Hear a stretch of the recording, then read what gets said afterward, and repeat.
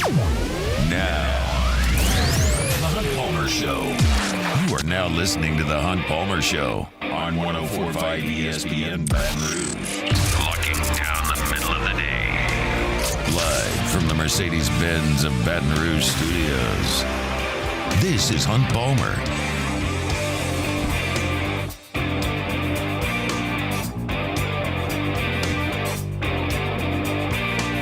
Welcome in. Hunt Palmer coming to you from the Mercedes-Benz of Baton Rouge studio downtown in the capital city on this Tuesday. After work week is off to a good start.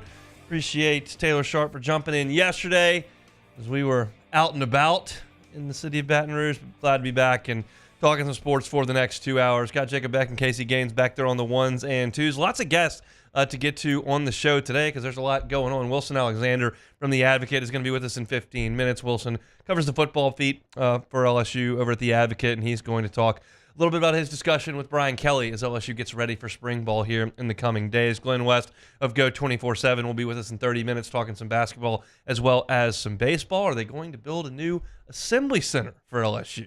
Talk a little about that. I've got baseball thoughts from over the weekend. Jordan D. Hill is going to join us in 2:15. He covers Georgia, who is in town to the current PMAC tonight to take on Matt McMahon's Fighting Tigers, and Sharie Aack always with us on Tuesday, so he'll be with us at 2:30 talking a little bit of Saints as they get ready for the Combine this week. I do want to start with hoops. LSU and Georgia will play tonight. I want to preview that game rather extensively, but I'll briefly go back to Saturday. I was able to shake free from all the box packing and moving, and we got enough done on Saturday that it was acceptable for me and my dad to step out and go watch a little hoops on Saturday night, LSU and Mississippi State. And I'm not going to talk about specific plays. I'm not going to break down the box score. Just a really disappointing night for the LSU men's basketball team. You're coming off two really strong performances, a win on the road against South Carolina, a win at home against Kentucky. You've got a weekend game, and first thing, the crowd just wasn't very good. I know it's 7:30, which is a little later than most people want to be out, but come on, we do 7 o'clock football games and have no issue with it. Not a very good crowd at all, and LSU played very poorly. I say this a lot. If you play 18 league games, which LSU will, and everybody else in the league does too, there are probably going to be 2 games where you're just unconscious shooting the basketball, and there are probably going to be 2 games where you really can't throw it in the ocean. And vice versa. There's probably going to be 2 or 3 games where your opponent is awful from the field, and 2 or 3 games where your opponent is awesome from the field. And in the game on Saturday, I thought LSU just shot it really poorly. Now, your numbers are going to be skewed to the bad when Trey Hannibal is settling for a lot of threes, which he shot more in that game than he has all year. But they just didn't make shots. And then Tyrell Ward got hurt and didn't come back in the second half, and that's going to hurt your shooting as well. And it wasn't like Mississippi State was some sort of offensive juggernaut. They were just pretty solid, and LSU I thought was terrible. Now, Chris Jans is a good defensive coach. He changed up his defenses. They played some full court press. They went to a little bit of zone. They played some man. They got LSU out of their comfort zone on offense, but it was just a bad shooting night by LSU, and this team is not good enough to overcome that. They had been shooting the ball pretty well over the last 3 weeks, and it just came to a halt on Saturday. And so when you thought there was an opportunity to catch a little momentum going into this last 5-game stretch, I thought LSU just kind of squandered it. The team played poorly, the crowd stunk, and it just kind of is what it is. I realize that this town is so supportive of LSU when the programs are great. You're going to walk into the PMAC for gymnastics or women's basketball, that place is going to be packed because they're at the top of their sports. You go to the box, it's going to be packed because that program's at the top of its sport. You go watch the football team, it's going to be packed because they've proven that they belong around the top of the sport. And LSU men's basketball has not obviously proven itself to be towards the top of the sport, and they're just not going to get the fan support that they would if they were a top 15 team. It's natural and it happens everywhere. It still bums me out a little bit when I walk into the PMAC and I think, man, I think this is going to be, I said it multiple times last week, man, this is going to be a really good crowd, and it just really wasn't. And the product on the floor reflected that. It was just kind of a bummer Saturday to be inside the PMAC. So let's move forward. LSU and Georgia tonight. As you well know, you're in a stretch now of 5 games to finish the SEC slate that are very, very winnable. And this game certainly is winnable. LSU is a couple basket favorite in this game, and that's because Georgia's kind of had the bottom fall out on them. This is a Georgia basketball team that is 15-12. They are 5-9 in SEC play. They have lost 7 of their last 8 basketball games, dating back to their win over LSU. And you look back to that game, and I realize a lot of people probably remember the end of it, and I'll get to that, but LSU really came out and shot it great, got a lead in the first half, and then Georgia started to whittle away at that and played really well in the second half. LSU kind of went cold shooting, and Georgia led by 9 with 5 minutes to go in the game. But as we've seen from this LSU team time and time again, there's usually a run in them, and there was a run in them in Athens. And they got it all the way to a 1-point LSU lead on a Jalen Cook 3-point play with 17 seconds to go in the game. And you'll probably remember the last possession that Georgia had where they come down struggling to get a good look. The ball's way removed from the 3-point line, and Abdur-Rahim has to launch up a 35-footer. He misses it, but Georgia is able to go up, get the rebound, and a 3-point play with just 2.3 seconds to go to take the lead. LSU got a pretty good look at the end, but was not able to knock it down from the corner. It went all the way in the basket and popped out from Jordan Wright, but didn't go in. So LSU loses that game at the buzzer. It was a game where they shot it really well from 3, but the cooling down of the offense really came around the basket. LSU shot 35% from 2-point territory in that game in Athens, just 12 of 34 from 2-point in that game. But Georgia's been terrible after that. They've lost 7 of their last 8 games. And when you look at this Georgia team statistically, across the board, it is very average or just bad, except for one aspect of the game. It's the same thing we talked about entering the game with Georgia a month ago, and it's the same thing we'll talk about tonight. So, I mean, these are the numbers that are average or just flat bad. Offensive efficiency, 155th in the country. Shooting percentage, 214th in the country. Assist-to-turnover ratio, 222nd in the country. 3-point percentage, 150th. Offensive rebound percentage, 268. None of those numbers are any good at all. Well, how does Georgia ever score if all their numbers are bad? Assist-to-turnover, offensive rebounding, shooting percentage. Well, it's one thing. Free throw attempts per game. They're 21st in the country. Anything you're in the top 25 in the country at, you are elite. Keep in mind, there's 360-plus teams in D1. Opponent fouls per game, 44th in the country. They have only lost to the free throw line in 3 SEC games. They hammer people at the free throw line. You have got to find a way to cut off dribble penetration and play defense without fouling. This is all Georgia wants to do, is get to the free throw line. And they beat LSU in Athens at the free throw line by 7, and they won the game by 2. That's how this thing goes. Defensively, they're not great. 180th in defensive efficiency. Opponent shooting percentage, 162. Block percentage, 215 in the country. Opponent assist-to-turnover ratio, 272nd. It means teams are assisting a lot against Georgia and not turning the ball over much. There's nothing statistically about this Georgia team that is good except for the fact that they shoot a lot of free throws. That's got to be the focus for LSU in this game. Statistically, you look at this Georgia team as far as individuals go. Noah Thomason is their leading scorer in SEC play overall at 13 points per game. Jabri Abdur-Rahim is probably their best player. He's a very, very good shooter and will get to the free throw line a good bit, as will Silas Damari. He's a guard that gets to the free throw line a ton. That's what Georgia wants to do. I don't know if LSU wants to play a little zone in this game to maybe protect themselves against foul trouble. It's not something we've seen LSU do a lot of, but like it just feels to me like it's such a one-track thing for this Georgia team. You've got to be able to play discipline and not foul. From LSU's perspective in this game, Tyrell Ward is probable. That's a John Rothstein tweet from earlier today. He said he got that from Matt McMahon, that they expect Tyrell Ward to play. That's a big deal because there have been times where Jordan Wright shot it really well from 3. There have been times where Will Baker has shot it really well from 3. There have been times where Jalen Cook's on the floor and has knocked down some threes. But the most consistent shooting start to finish this season has come from Tyrell Ward, and that certainly spreads the floor. That's something you've got to have. I think Tyrell is coming along in his ability to put the ball on the floor, put the ball in the basket at the rim, play some defense, facilitate a little bit. He's getting better at all those things. But the one thing he could do when he showed up at LSU was spot up and shoot it. If you can do that, and he does it better than anybody in the SEC, literally leads the SEC in three-point shooting percentage. If he can do that, then you have to spread the defense, and that opens things up for Jordan Wright, who's shot a ton of free throws this year and has been consistent for LSU. If Jalen Cook were to play, which we'll find out later today, that helps him in driving, and then clears things out for Will Baker as well. So, look, I'm looking at the game between LSU and Georgia back on January the 24th. LSU was really good from 3, really bad from 2, and Georgia whipped them on the free throw line. They were 19 of 24, and LSU only made 12 free throws in the game, only shot 14 free throws in the game. That's the number that's got to change. LSU would do well to limit its turnovers, turn it over 16 times against the Bulldogs in that game. Now, they forced 18, which is really good, but you can't turn it over 16 times. In that game, Jalen Cook had 4 steals over in Athens against this Georgia team. So, look, this is a game LSU really needs to win.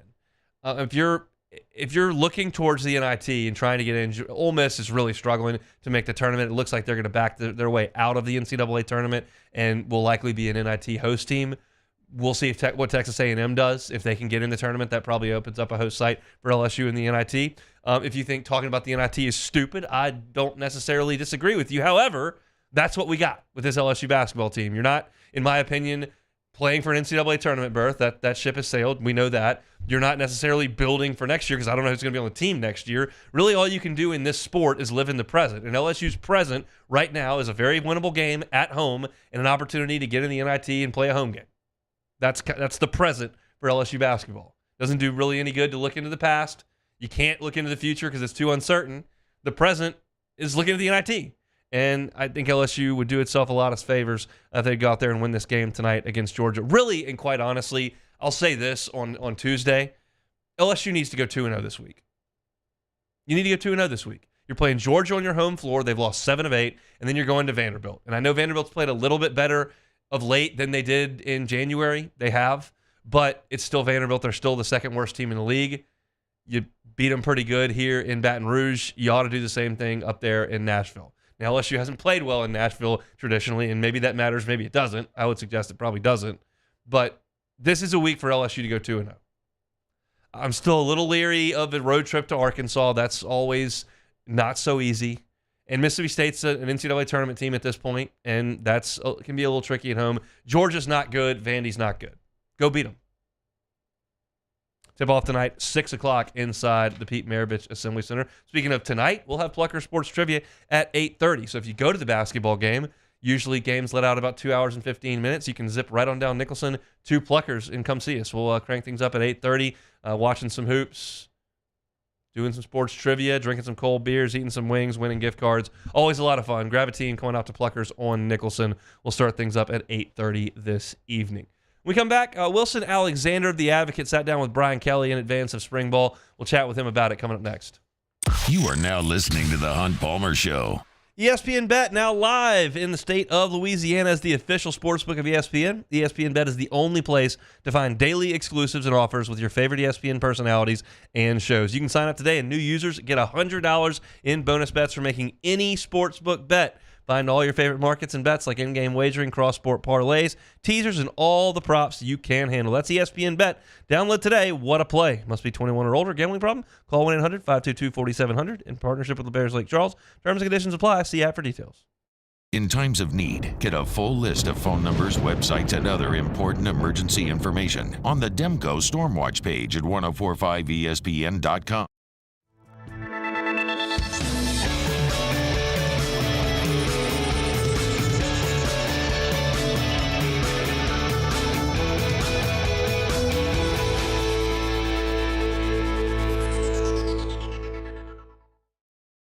Gulf Coast Bank and Trust is giving our customers the power to bank anywhere, anytime during this challenging event. And we're right there with you. Our mobile banking app is a smart way to manage your money and time.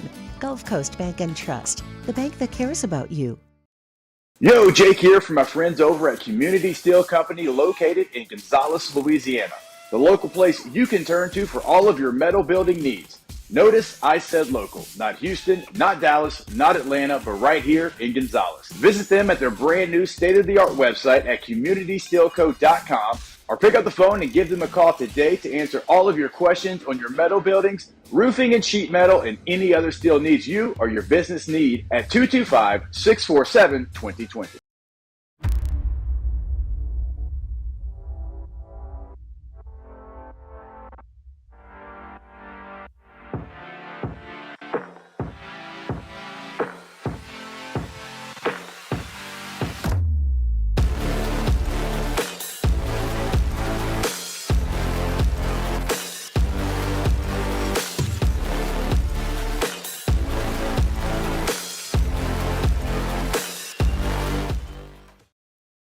Breck teamed up to reimagine your parks, and you imagined big. With your help, we went to work, creating 12 beautiful community parks across the parish. A family-sized water park, miles and miles of trails, and parks just for your dogs. There are more places to splash, to explore, to run wild, and even soar. You imagined, we delivered. Gold. Breck, your #1 park system in the nation. Hey, it's Matt Moscona. For years, you've heard me tell you about Insurance Network of Louisiana, helping you find better coverage for less money. But it's not just for your home and auto. They also offer commercial property. So, retail stores, professional offices like doctors, dentists, attorneys, clothing boutiques. Insurance Network of Louisiana can find you better coverage for less money. They service the entire state of Louisiana, and they're local. So call today at 293-0450 or lainsurance.net. Bayou Ford has new 23 Ford F-150 STX trucks for only $39,995. $39,995 plus 1.9% financing for 72 months. And all new Bayou Ford vehicles come with a 1 million mile warranty. The crew at Bayou Ford is going to do right by you. At Relief Windows, we're more than windows. We're windows, doors, hardy plank, and vinyl siding. But our #1 product is all. So join us for Tuesday's AFR presented by Sunshine. I'm in for Matt one more time. We're getting you ready for LSU-Georgia from the PMAC. We'll have the latest from the NFL Combine. It's Tuesday's AFR 3 to 6, 104.5 ESPN Baton Rouge.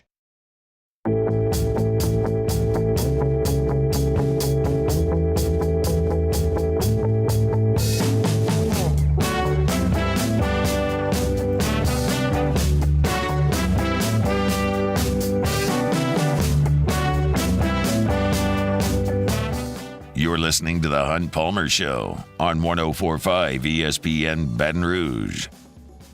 Glenn West, always with us on Tuesdays. He'll jump aboard here in 15 minutes talking some LSU baseball and basketball. But it's always football time around here.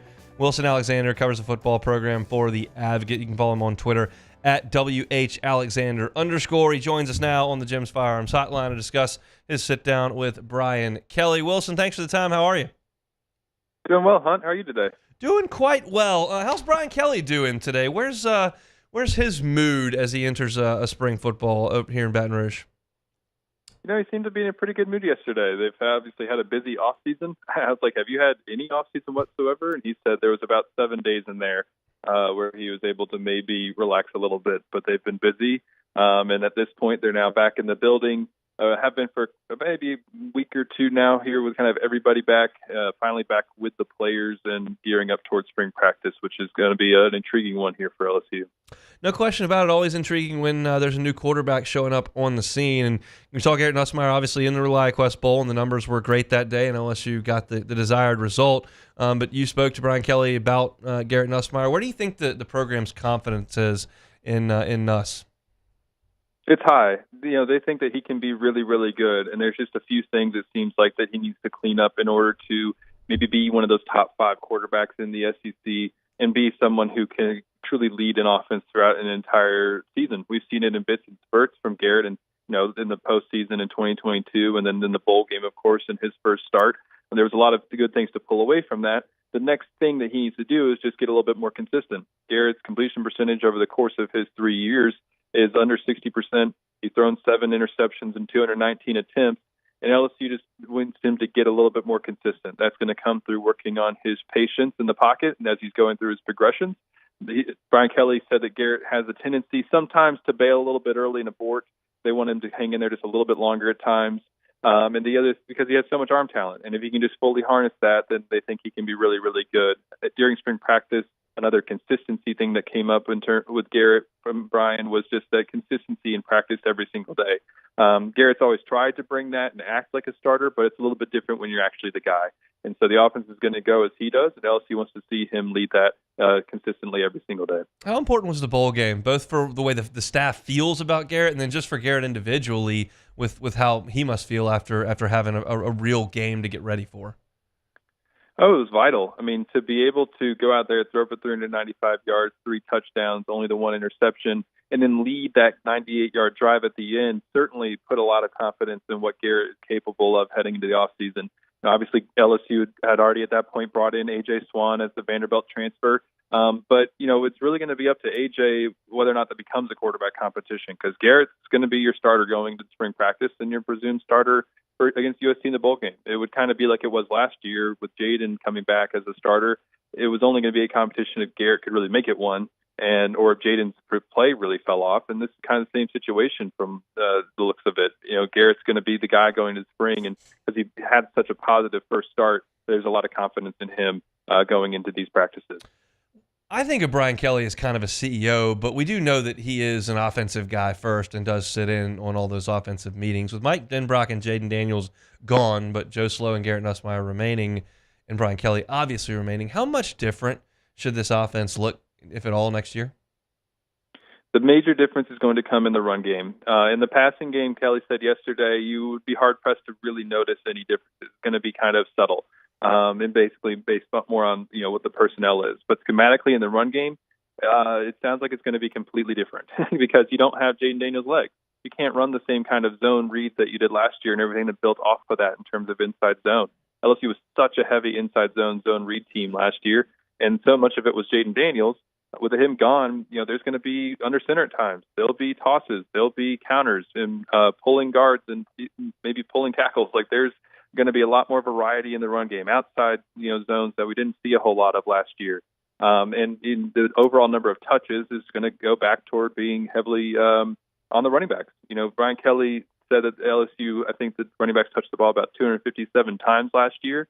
He estimated that this year will be up to 375, and that's makes a lot of sense when you take Jaden Daniels out of the offense, and LSU's going to have to continue to adapt to that. Chatting with Wilson Alexander, LSU football reporter over at The Advocate. You can read his story up at theadvocate.com about his sit-down with Brian Kelly getting ready for spring football down here in Baton Rouge. You mentioned heavier workload for the running backs, Wilson. With Trey Holly's suspension, that room looks a little bit thin. What's the plan there?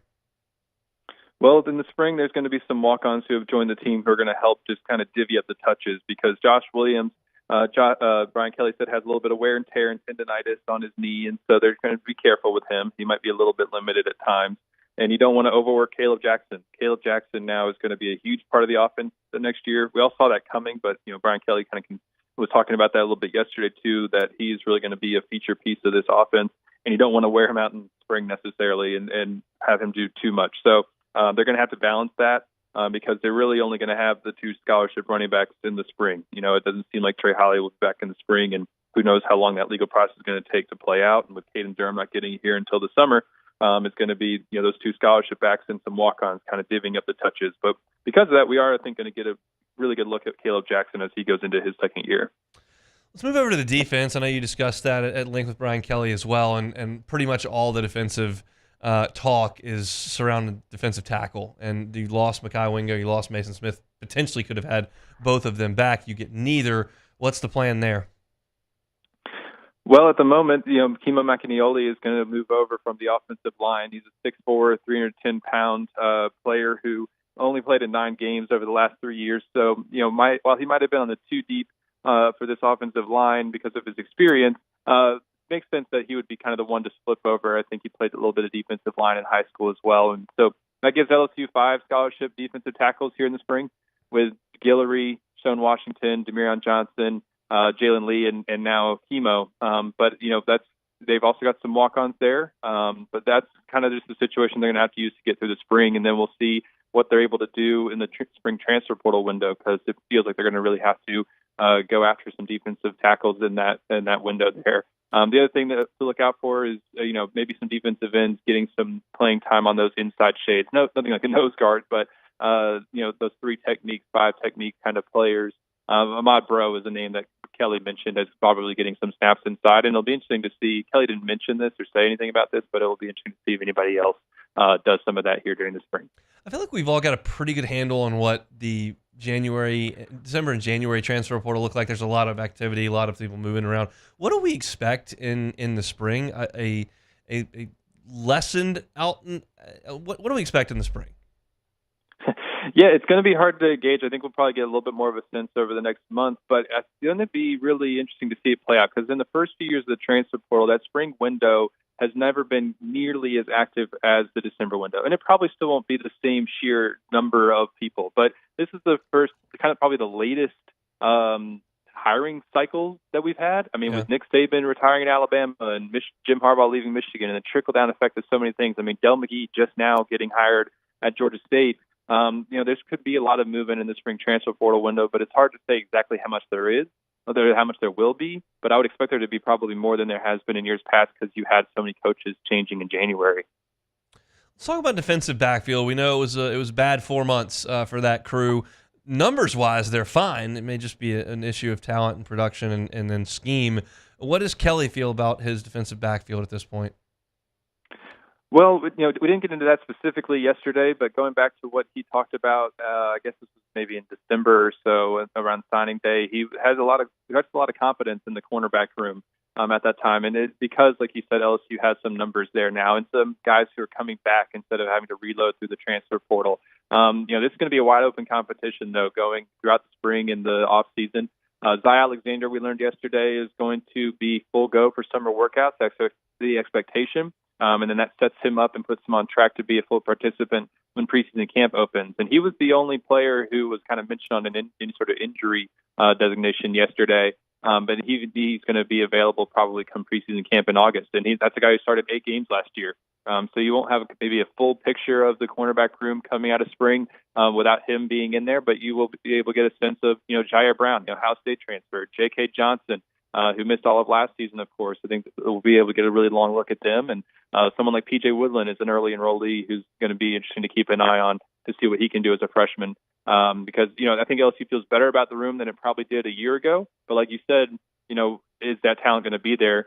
They don't even themselves probably know at this point because they got to get out on the field and see it. Spring football is right around the corner. Want your football fix? Head over to theadvocate.com. Read Wilson Alexander's notes from his conversation with Brian Kelly yesterday. Wilson, thanks for the time, man.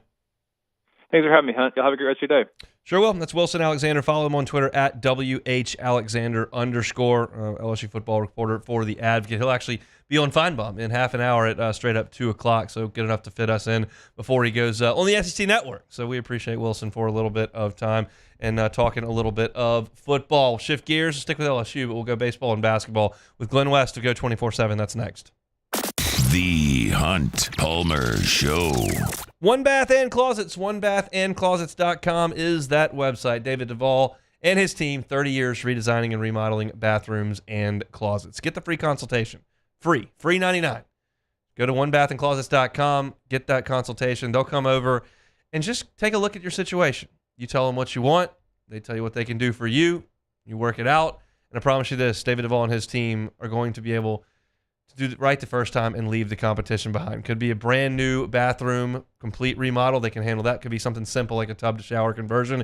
Take that tub out that you never use, put in a glass walk-in shower, changes the function of your bathroom, changes the aesthetic of your bathroom as well. Onebathandclosets.com is that website. Read the testimonials, get pictures of their great work, and get that free consultation from David Duvall and his team over at onebathandclosets.com.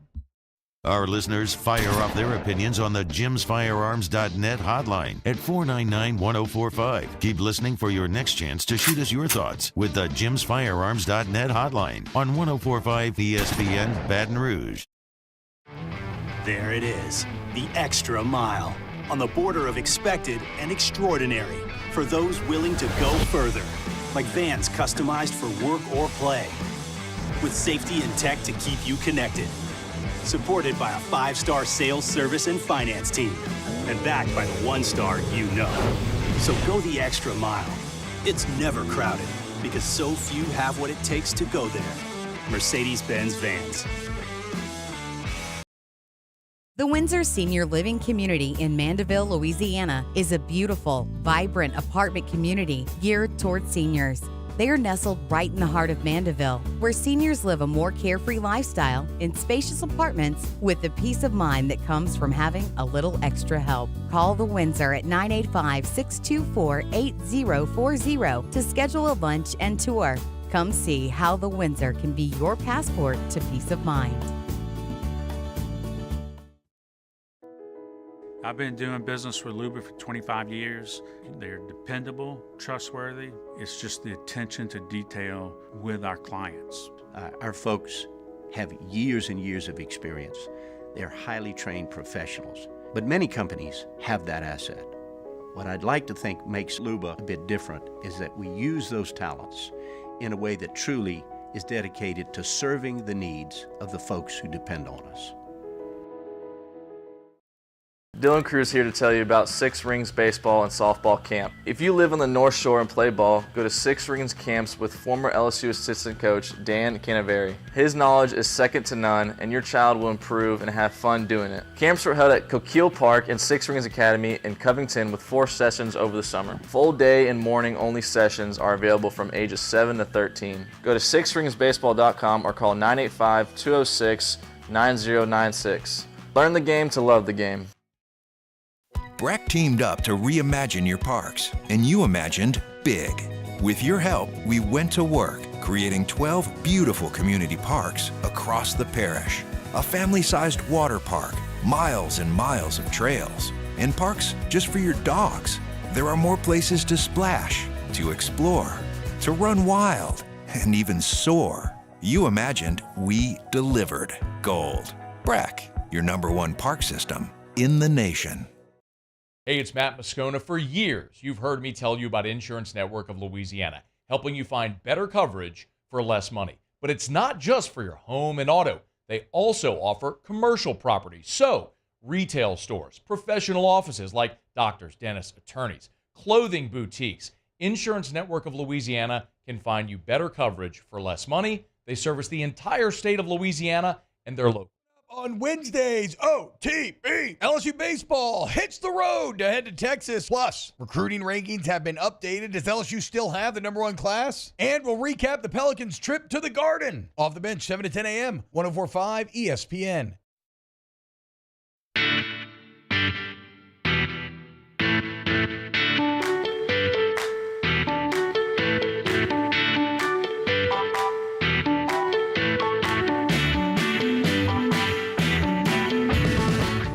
This is the Hunt Palmer Show on 104.5 ESPN Baton Rouge. Tigers and Bulldogs tonight from the PMAC 6 o'clock tip. You can listen over on our sister station, Eagle 98.1.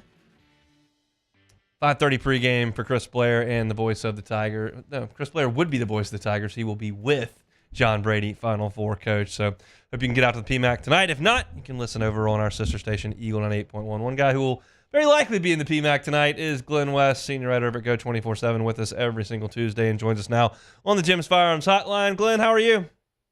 I'm doing great, Hunt, and yes, I will be there tonight. You were probably there on Saturday, too, and that stunk. What went wrong for the Tigers on Saturday night? Yeah, it was not a great second half. Obviously, when the offense really just kind of fell apart there. We lose Tyrell Ward. That was obviously a huge blow to the team because really they had generated a lot of their offense through Tyrell, not just from him as a scorer, but him as a passer and just his driving ability as well. And I think that they just really kind of got out of their plan and their approach a little bit there in the second half and really struggled to get good looks at the rim.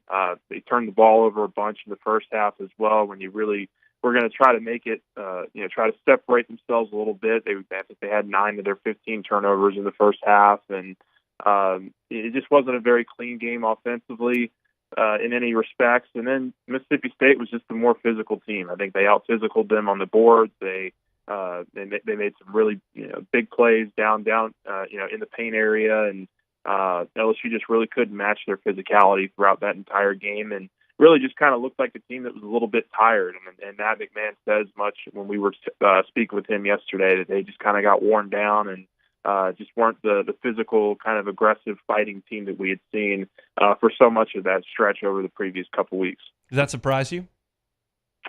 It wasn't surprising. I do think that, look, I think most people thought that the LSU would kind of come in and, be competitive in these final 5 games and really make a kind of a big end of season push. But I think you also have to kind of, factor in the fact here that this is a team that's still growing, a program that's still growing. And I think that there was going to be some slippage along the way. And, look, I know some people might not want to hear this, but I think eventually these injuries are going to catch up to you. And obviously not having Jalen Cook these last couple of weeks, you've been without Carlos Stewart and Damian Collins for months now. Those were all pieces that you thought were going to be part of, of a rotation here. And then when you throw Tyrell Ward into that mix as well, who's been, I think, inarguably your best player over the last couple of weeks, I just think it was a tired team in the second half, and they just couldn't overcome some of those injuries. But the physicality, I think, really just kind of got to them, and Mississippi State earned a double-digit 20-point win. So now you come back home, and if they were tired, it's not a real long time off. You get Sunday and Monday to sit, and then you're back in action on Tuesday. Yeah. What do they need to do tonight against Georgia? Yeah, I mean, I think probably the biggest thing for me is just to try to limit these turnovers. I mean, the first time that they played in Athens, I think the teams combined for 34 turnovers in that game. It was not a very pretty-looking offensive performance, I think, from either team. LSU actually hit 10 threes in that game, so they actually shot the ball well from beyond the arc. But outside of that, they didn't really do much offensively to kind of help them. And obviously they missed the last-second shot there as well. So, there's just a lot of things that I think they have to really be able to improve on. And, I think probably the biggest thing here is, can they overcome some of this potential guard depletion that is going to be potentially on the way here. They're going to be missing a couple of their guards, and it looks like maybe Cook and Ward could be game time decisions tonight. If you can get a couple of those guys back into the fold, certainly helps their chances. But I think you just got to hope that they can be more physical, hope that they can limit turnovers, and I think you'll like the results. You've mentioned Tyrell Ward a couple times, and obviously his injury was a big deal on Saturday. What have you seen as far as his progression from his freshman year, even the first semester of this basketball season, into what the player he is today? I think it's confidence. He's kind of become a mainstay in the rotation, where I think earlier this year he was kind of in and out in terms of his minutes and his playing time, and I think he's really kind of settled into a nice role over the last couple of weeks. They've really leaned heavily on him from an offensive perspective, and I think that's kind of helped engage him on defense as well. When the team's going to be looking for you on offense, the way you're going to have to stay out on the floor, especially under Matt McMahon, you got to play pretty sound defense on the perimeter. And I think he's a guy that's gotten you a lot of deflections with his length. He's learning how to kind of play through contact on offense. He's shooting the ball well from the outside. So that was a big blow for LSU to lose him in that game when they did. And I think you kind of saw that in just kind of how it played out from there. I mean, he goes down, and you just really weren't able to kind of recover from that point on. LSU in Georgia tonight from the PMAC 6 o'clock tip. Glenn, you think they win tonight? I think they do. Look, I think over these last 4 games, if you're picking a record or something, I would say 3-1 would be a really good kind of finish to the season. 4-0 would be fantastic. Anything else, I don't think you'd be super impressed or super underwhelmed. But yeah, I think they get a win tonight. I like the fact that it's going to be tough. I mean, like, this is going to be an uphill climb just because you could be missing so much of your backcourt rotation. So don't think you can confirm a win.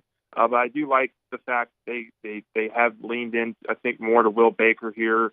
The fact that McMahon has talked a lot about just the improvement in terms of their game-to-game preparation. I think that you're seeing that more so than not over these last several weeks. And so this is a winnable game. This is a gettable team, and I think you really have to win if you want to keep any kind of postseason hopes alive. So I think LSU is going to give them their best shot. Transition over to baseball, 4-game weekend. Over the weekend, LSU goes 3-1, drops the Friday contest to Stony Brook. Thatcher Hurd was on the mound for that one. We know Luke Holman was brilliant on Saturday, and Hurd has been a little uneven in both of his outings. What do you make of LSU's starting rotation as they enter a pretty big weekend over in Houston? Yeah, I think this is, if there's going to be a weekend where Jay maybe makes some kinds of changes in terms of the rotation from a starting pitching perspective, I think this would be the weekend to do it, especially on Friday when you think about Texas and just the big matchup that potentially could pose. I keep coming back to the one stable thing that Jay Johnson has said about pitching rotations and starters in the past is that he's going to throw the guy that gives them the best chance to win the next game in front of them. And to me, that's, by far over these first couple of weeks been Luke Holman. I think he's been your best pitcher on the entire staff, and it's not particularly close. I mean, he does a great job of locating his pitches. He mixes in a great curveball and a really good slider in with that fastball. And he's just all about location, all about demeanor and keeping his poise.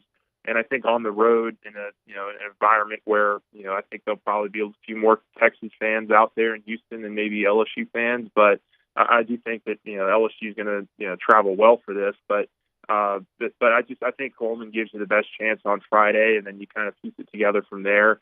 It's just, does Jay want to make that switch and pitch Holman on just 6 days rest? I think that's enough time for him to go and to go deeper into his outing. I think the fact that he only threw 75, 80 pitches last weekend should really help make that decision clearer. But, Thatcher is also, a guy that has a lot of trust within this program. So I wouldn't be surprised if it's him either.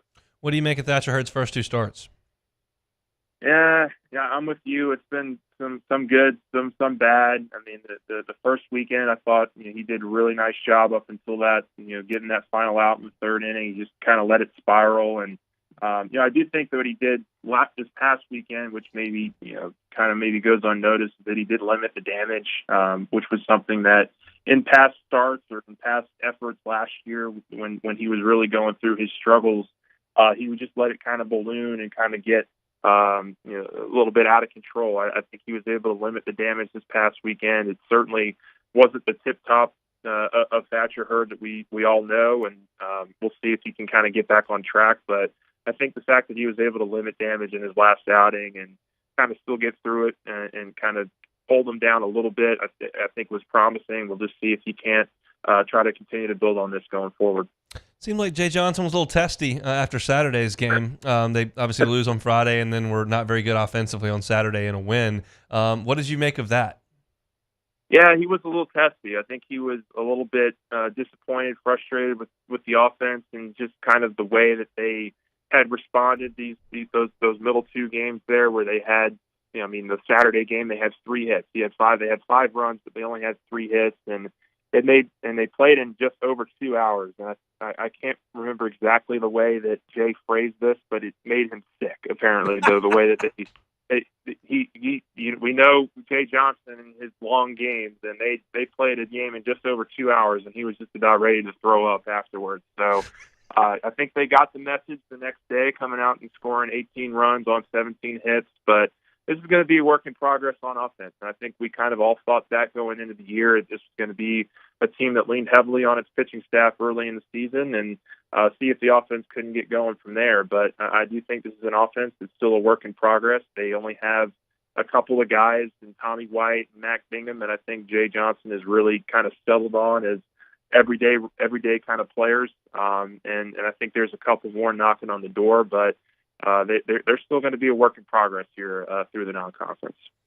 What do you think about Paxton Kling's weekend? Yeah, I asked Jay about that on Sunday. It really just seemed like Paxton had a great weekend, and I think he batted around 500 and got on base a ton more times via walk and hit by pitch. I think he has all the tools to be kind of an everyday player, and certainly with his defense, it's going to be the reason that he stays out on the field. But I think he's shown a lot of great plate discipline here over the last week or so. We'll see if it kind of translates to these bigger arms and bigger teams. But I really like Paxton, and Jay told me after the game that this was the plan. I mean, that like when they brought him in, they had him as the future center fielder for this team, an everyday player, because he's a really toolsy guy. He can do everything pretty well, and it was just about getting his offense, kind of up to speed and developed. And I think you've seen that this season, and he's taken lots of really good at bats. And LSU, I think, is going to really continue to lean into him. He's going to be a big part of what they have to do this year to have success. Enjoy the hoops tonight, Glenn. Thanks so much. All right. Thank you, Hon. Appreciate it. Glenn West, senior writer, Go 24/7, LSU team coverage. You want it, he has got it for you over there at Go 24/7. He's on basketball beat, he's on baseball beat, he's on football beat. Soon they'll all three converge. We'll have the basketball season winding down, spring football firing up, SEC play in baseball, and Glenn's got it for you over there at Go 24/7. He's with us every single Tuesday. When we come back, item on the agenda downtown to maybe get a new assembly center. I'll give you my thoughts on that coming up next. You are now listening to The Hunt Palmer Show. In times of need, get a full list of phone numbers, websites, and other important emergency information on the Demco Stormwatch page at 1045ESPN.com. Bayou Ford has new 23 Ford F-150 STX trucks for only $39,995. $39,995 plus 1.9% financing for 72 months. And all new Bayou Ford vehicles come with a 1 million mile warranty. The crew at Bayou Ford is going to do right by you. The importance of doing this Fortified program and offering it to people down here is, number one, the only real chance you're going to get to do this is when you put on a new roof or build new. And through companies like HUDCO, who's kind of leading the way in this thing, it's going to offer the customers a huge advantage in the insurance market and the price of their insurance. We're not looking to make a fortune off fortifying. We're trying to give you a better product than our competitor at the moment. I'm trying to do something that he can. I'm trying to give you something better. So a lot of these insurance shops, you're getting a re-roof, you're only paying your deductible. Let's sit down and talk about the Fortified and let's see what it does to your insurance premium. You're getting a steal. Yeah. You're getting a brand new roof and a Fortified certificate for your deductible, essentially. I think we're rocking and rolling.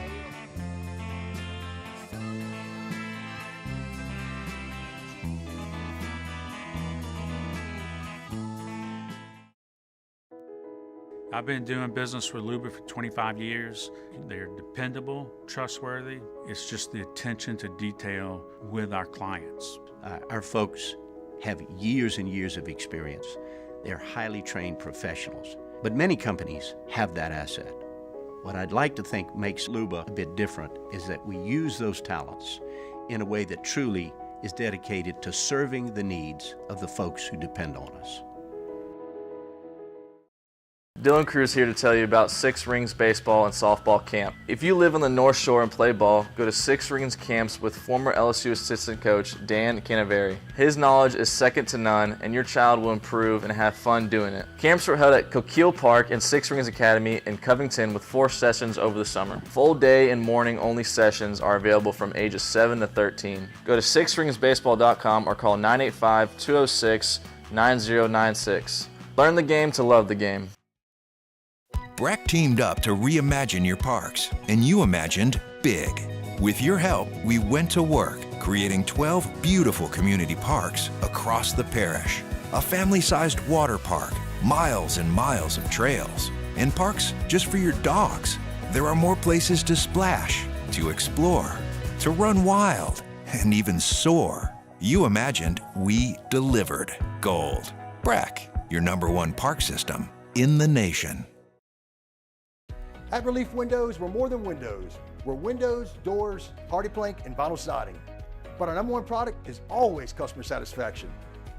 Visit us online at reliefwindows.com.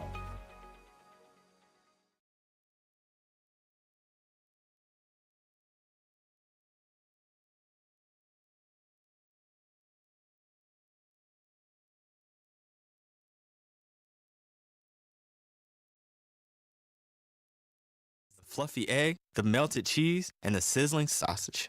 It's the start to your morning that you didn't know you need. Order a sausage, egg, and cheese biscuit and Simply Orange juice on the Chick-fil-A app. Real guests paid for their testimonials. Hey, it's Boost Mobile here with a great deal to keep you connected and help you make the most of your tax refund. When you switch to Boost, you can get a Samsung Galaxy A15 or Moto G Stylus 5G for free. We're here to bring you the best phones on America's largest 5G networks so you can get after it. Switching is easy. Just head to your local Boost Mobile store for a free Samsung Galaxy A15 or Moto G Stylus 5G. Requires port-in, auto-pay, and ID verification. Other restrictions apply. See participating stores for details. So join us for Tuesday's AFR presented by Sunshine. I'm in for Matt one more time. We're getting you ready for LSU-Georgia from the PMAC. We'll have the latest from the NFL Combine. It's Tuesday's AFR 3 to 6, 104.5 ESPN Baton Rouge.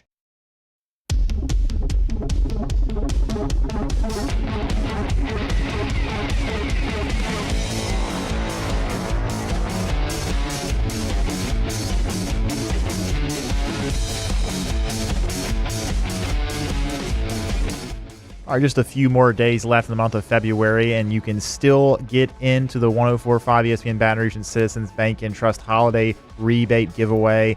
You just sign up on 1045ESPN.com. It's our annual holiday rebate gift to you from Citizens Bank and Trust and 104.5 ESPN Baton Rouge.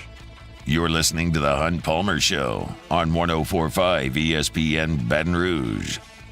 The internet is buzzing a little bit because of the East Baton Rouge Metro agenda that came out, and it reads like this. It's an ordinance acknowledging and recognizing the benefits of the proposed Tiger Athletic Foundation project to build an LSU arena and thereby restricting certain uses by city parish-owned buildings, including the Raising Cane's River Center, and authorizing Mayor-President to identify one or more strategies for developing an additional convention capacity and soliciting a developer to develop a convention hotel. It's by Mayor President Sharon Weston Broome, number of councilmen and women as well. And so basically what it's reading is LSU wants a new arena, and they want to be sure that when they build that arena that there are going to be some entertainment options that come with it, and potentially a hotel that goes involved. And so it's not just, hey, the basketball team needs a brand new shiny arena, let's build it. It's, hey, the city's going to help with this, and it's going to be a place where touring music acts come and all types of different things. I certainly, if this awesome concert comes to an LSU arena, I'll go to it. But I'm personally, shocker, a little more concerned with, okay, what does this mean for the basketball program? And that's what we'll talk about here briefly. I'm one of the opinion that the Pete Maravich Assembly Center is not some just absolute dump that is an eyesore and a albatross around the neck of LSU men's and women's basketball and the gymnastics team and volleyball. Like, I don't think that. I've been to Coleman Coliseum. That's a dump. And certainly Auburn's arena, which is brand new, all the money that Florida just put into the arena, those are nicer and better viewing options than the Assembly Center. Bud Walton is something that Arkansas sunk a ton of money into. We know that Rupp and Thompson Bowling are massive facilities, and they spend a lot of money on those as well. But the PMAC is older, and it doesn't have a lot of amenities. There is very little premium seating. They just kind of put some courtside seats, and there's some club areas that some of the people can go back there to, but you don't have luxury suites. You don't have like a true Champions Club or Stadium Club like they have at Tiger Stadium and Alec Box Stadium. You don't have those types of things. And LSU very rarely fills that place. I was just talking in the basketball segment I did earlier about the fact that LSU doesn't draw very well for men's basketball because it's an average program, and average programs don't draw well on campus. So while I think a new arena would be awesome, as far as what they do to get there, that's a little above my pay grade. Are you knocking down the Assembly Center and building a new one right there? Are you moving the track facility out to the River Road and building it there? Are you building it out by where the Cow Palace is? Like, I don't know what the situation is. I don't know if you have to play in the River Center for a year while they build it. Like, that, all that stuff is above my pay grade. But if they do, I hope they make it a little bit smaller. I hope they put in a significant amount of premium seating. That's kind of the way the future is going with in-game sporting events. It's club levels. It's bar areas and all that kind of stuff. It's suites. Like, that's where people want to sit. That's what they want to do. And if you put enough of that, you'll sell it. I promise you. There's a waiting list for suites at Alec Box Stadium. There's a waiting list for suites in Tiger Stadium. If you put together suites for basketball and women's basketball and gymnastics, like, they're going to sell those as well. And so, yeah, I mean, LSU's environment for a men's and women's basketball game is not great. The students behind the goal in one little section is awkward. Turn on an Auburn and Florida game. They're It's right there at midcourt. I realize those are the highest. Those are the seats you can charge the most for if you're LSU, and that's why they've moved the students behind the goal. But there are a lot of things you can do to make LSU's basketball environment better. And I think it starts with a new arena that's a little bit smaller with a lot of premium seating that moves the students into a spot where they can have a bigger impact on the game.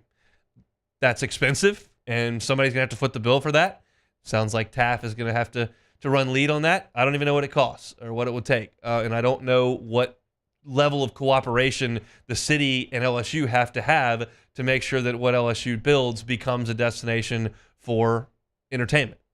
But there are people in decision-making roles that understand that, and it sounds like that's being presented here on March 13th. So we'll learn more in 2 weeks when they bring that together. But it sounds like this has some momentum and is moving forward, and I think it's realistic to think in the next 10 years that LSU has got a new basketball facility. Again, I don't even know how long it takes to get the funds raised and get everything rubber stamped and then go ahead and make it happen. But it feels like seeing it in writing here at East Baton Rouge Metro means, hey, it's coming sooner rather than later. That's it for hour number 1 here on a Tuesday edition of the Hunt Palmer Show. And when we come back, I've got my thoughts on baseball. I've also got a couple of guests, Sharie Aack and Jordan Hill. We'll be talking Georgia Bulldogs. Come back with us after Sports Center, the Hunt Palmer Show.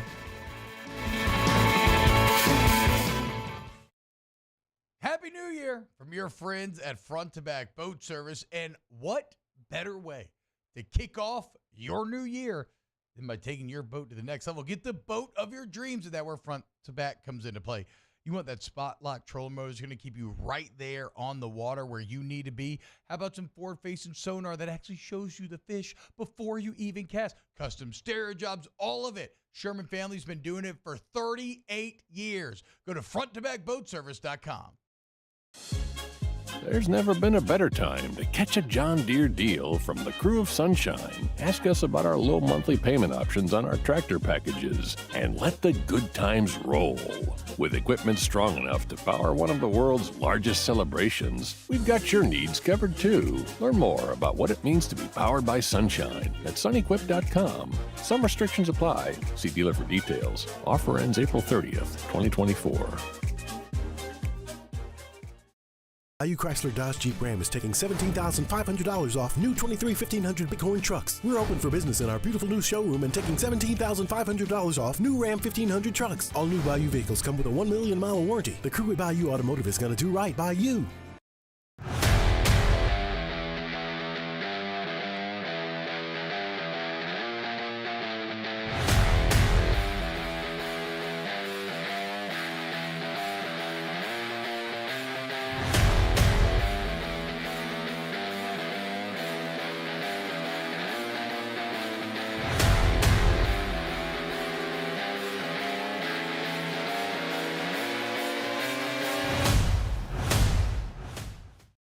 Hey, it's Matt Moscona. For years, you've heard me tell you about Insurance Network of Louisiana, helping you find better coverage for less money. But it's not just for your home and auto. They also offer commercial property. So, retail stores, professional offices like doctors, dentists, attorneys, clothing boutiques. Insurance Network of Louisiana can find you better coverage for less money. They service the entire state of Louisiana, and they're local. So call today at 293-0450 or lainsurance.net. Yo, Jake here from my friends over at Community Steel Company located in Gonzales, Louisiana. The local place you can turn to for all of your metal building needs. Notice I said local, not Houston, not Dallas, not Atlanta, but right here in Gonzales. Visit them at their brand new state-of-the-art website at communitysteelco.com or pick up the phone and give them a call today to answer all of your questions on your metal buildings, roofing and sheet metal, and any other steel needs you or your business need at 225-647-2020. I've been doing business with Luba for 25 years. They're dependable, trustworthy. It's just the attention to detail with our clients. Our folks have years and years of experience. They're highly trained professionals, but many companies have that asset. What I'd like to think makes Luba a bit different is that we use those talents in a way that truly is dedicated to serving the needs of the folks who depend on us.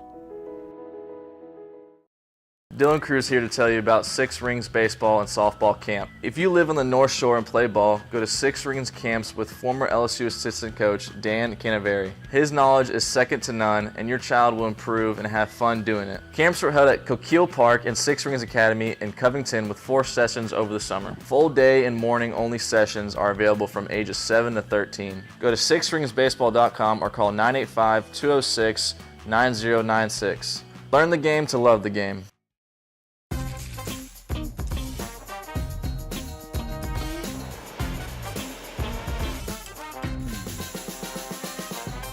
The best kept secret in town is out. Discover Tallulah at the Renaissance Hotel on Bluebonnet.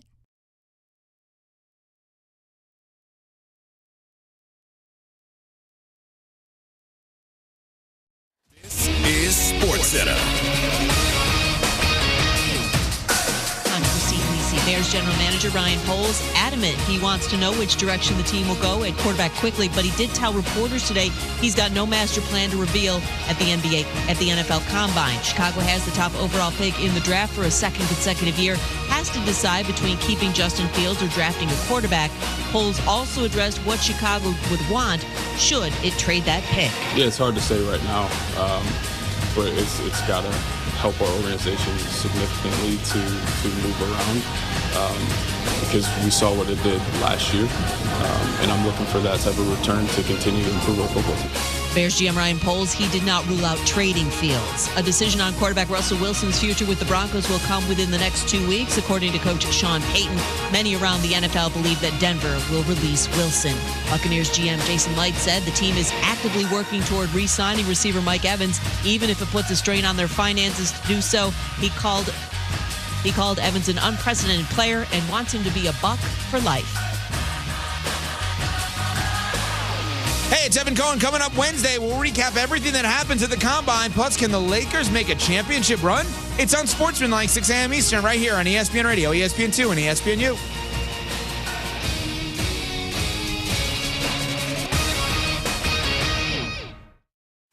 Ladies and gentlemen, may I direct your attention to something quite extraordinary? Now, the Hunt Palmer Show. The Hunt Palmer Show on 104.5 ESPN Baton Rouge. Live from the Mercedes-Benz of Baton Rouge studios. This is Hunt Palmer. Hour number 2, Tuesday edition of the Hunt Palmer Show, 104.5 ESPN Baton Rouge. Lots to get to over the next 60 minutes. Jordan D. Hill covers the Georgia Bulldogs. He'll be with us in 15 minutes to get ready for LSU and Georgia tonight. Sharie Aack, WDSU on the Saints and the Pels, bottom of the hour. But haven't talked a lot of baseball yet today. Obviously, yesterday was a day to kind of go over the weekend that was. That's a little bit old news now as we get into Tuesday, and LSU will play Rice tomorrow from Reckling Park in Houston before they get ready for the big 3-game set at Minute Maid against Texas ULL and Texas State.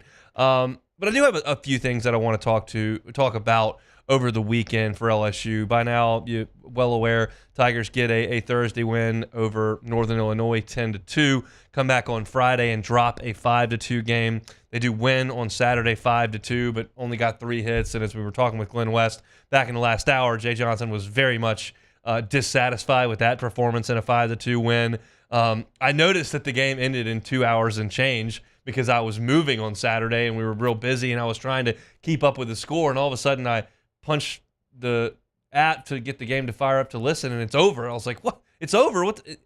It was quick. It's because LSU didn't play very well offensively, but they pitched it very well behind Luke Holman and won 5-2. And then on Sunday got out the offense in a big way and beat Stony Brook 18-10. So that was the weekend in a nutshell. And there are 2 things from this weekend that I took away that were more important than maybe the rest of it. Now I'll get to those 2 things first. One is what I think everybody wants to talk about. It's Luke Holman versus Thatcher Hurd. Unequivocally, Luke Holman has thrown the baseball better than Thatcher Hurd through 2 weeks. He was fantastic in the game on Saturday.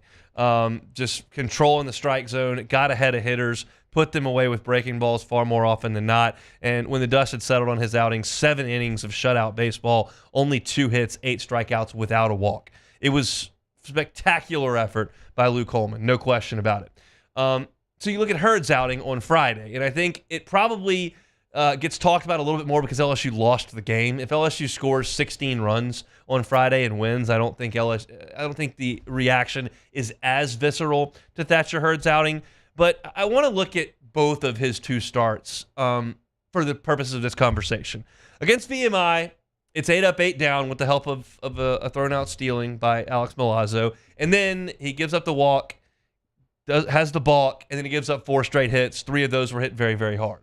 That chased him from that game. So too many barrels in that game for Thatcher Hurd. That was not the problem against Stony Brook. Against Stony Brook, he got through the first inning, and then in the second inning, you see Pearson it was hit pretty well, but Pearson misplays the ball in right field. He took 2 steps in, the ball just got over his head. It was just a poor play by an outfielder and a play that I think Pearson will tell you he should make.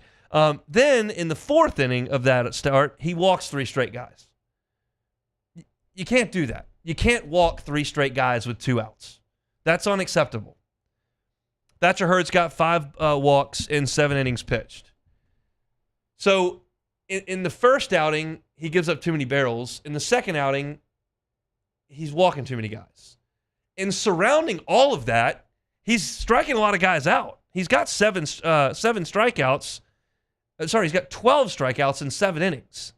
So he's missing barrels. The stuff's good. It's 95 with the fastball. We know how good the breaking ball can be, and it's good stuff. It's Friday stuff. But too many barrels in the first game, too many walks in the second game.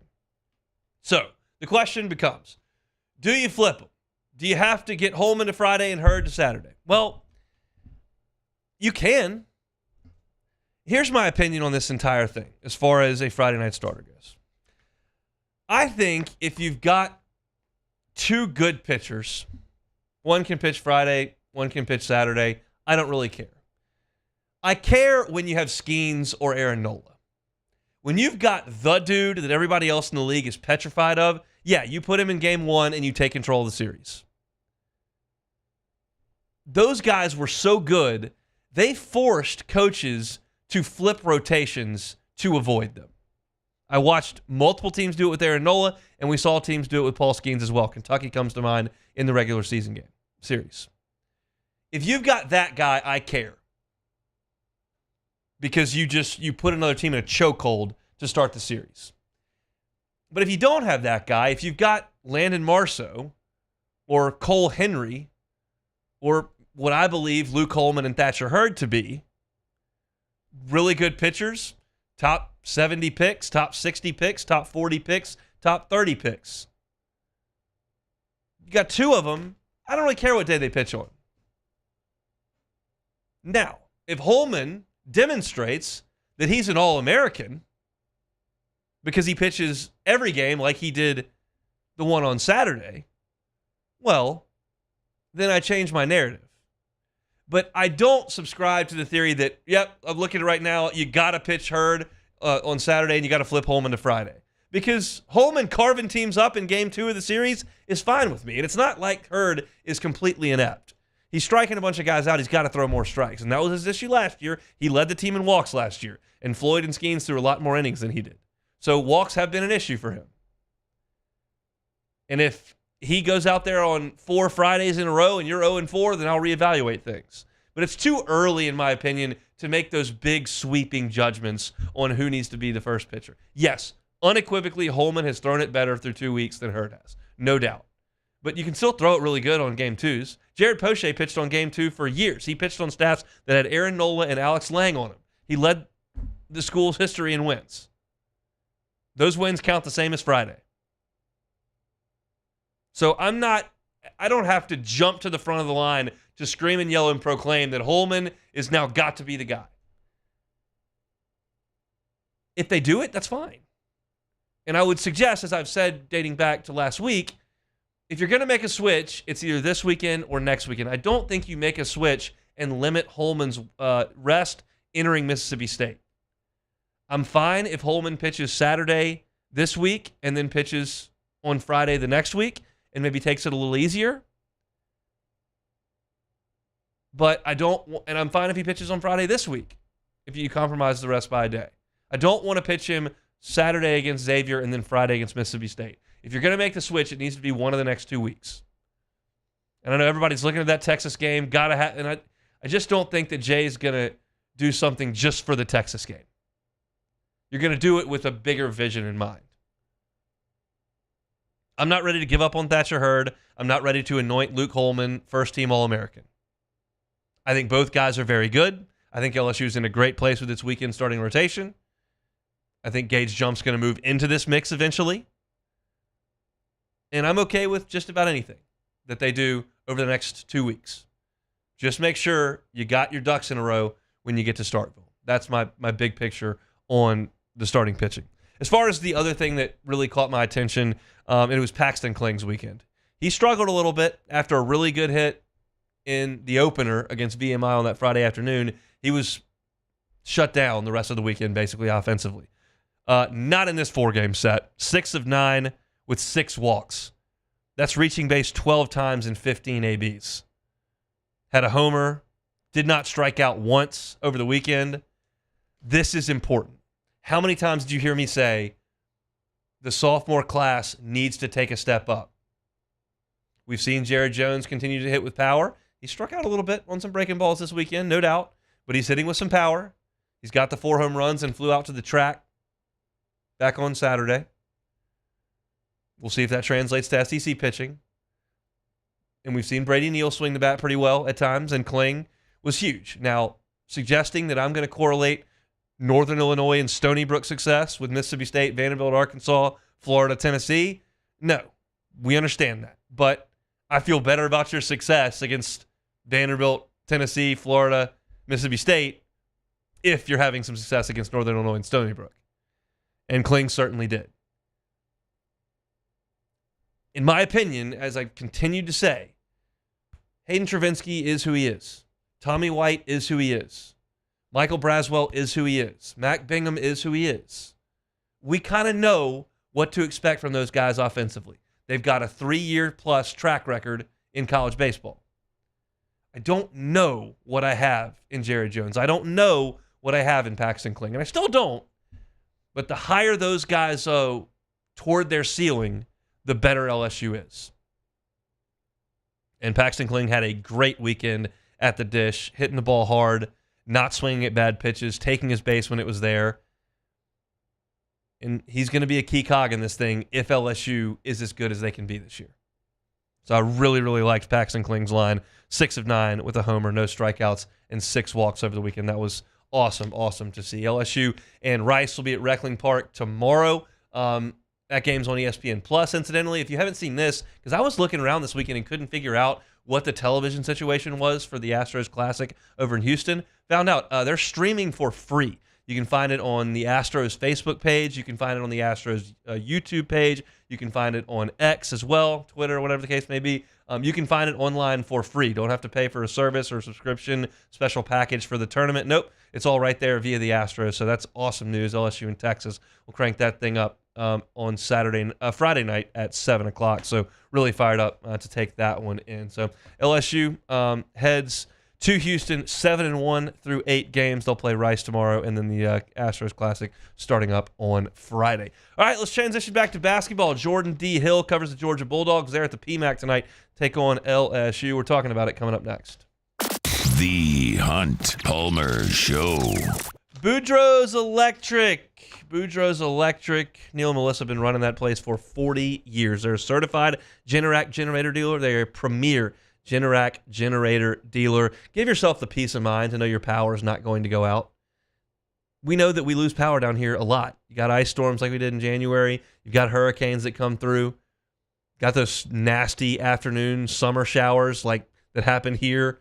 The LSU opened the College World Series against Tennessee, and my power went out, so I had to leave the house. Not good. Got to call Boudreaux's. It didn't at that point because we knew we were moving. But you can call Boudreaux's. Give yourself that peace of mind. You're going to install that Generac generator just outside your home. Highest quality copper and wiring. They're going to do most of the install underground so that it's aesthetically pleasing, and you got that peace of mind to know your power is not going out. Give my friends at Boudreaux's Electric a call.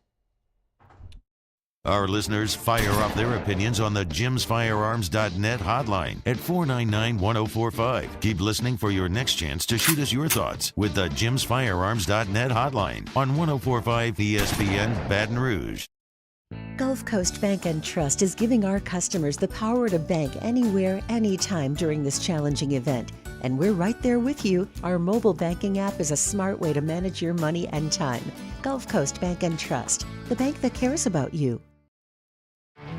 There it is, the extra mile, on the border of expected and extraordinary for those willing to go further, like vans customized for work or play, with safety and tech to keep you connected. Supported by a 5-star sales, service, and finance team. And backed by the 1-star you know. So go the extra mile. It's never crowded because so few have what it takes to go there. Mercedes-Benz Vans. At Relief Windows, we're more than windows. We're windows, doors, party plank, and vinyl siding. But our number one product is always customer satisfaction. Visit us online at reliefwindows.com. Oh, by the way, we do shutters too. Gulf Coast Office Products is a nationally recognized Savin office equipment dealer based right here in Louisiana. Over 100 employees strong, Gulf Coast has the boots on the ground to support all vertical markets from education, engineering, legal, and finance. With the latest in office technology, from desktop to production segment units, Gulf Coast and Savin have the perfect fit for you. Call 225-756-2644. That's 756-2644 for Gulf Coast Office Products. Was a humid day, barefoot children play, looking for that summer shade. Time just slips away. Oh, Louisiana, some kind of hold on me. Like cypress stumps, your roots are planted deep inside of me. Breck teamed up to reimagine your parks, and you imagined big. With your help, we went to work, creating 12 beautiful community parks across the parish. A family-sized water park, miles and miles of trails, and parks just for your dogs. There are more places to splash, to explore, to run wild, and even soar. You imagined, we delivered. Gold. Breck, your #1 park system in the nation. Hey, it's Matt Moscona. For years, you've heard me tell you about Insurance Network of Louisiana, helping you find better coverage for less money. But it's not just for your home and auto. They also offer commercial property. So, retail stores, professional offices like doctors, dentists, attorneys, clothing boutiques. Insurance Network of Louisiana can find you better coverage for less money. They service the entire state of Louisiana, and they're located. On Wednesdays, OTB, LSU baseball hits the road to head to Texas. Plus, recruiting rankings have been updated. Does LSU still have the #1 class? And we'll recap the Pelicans' trip to the Garden. Off the bench, 7 to 10 a.m., 104.5 ESPN.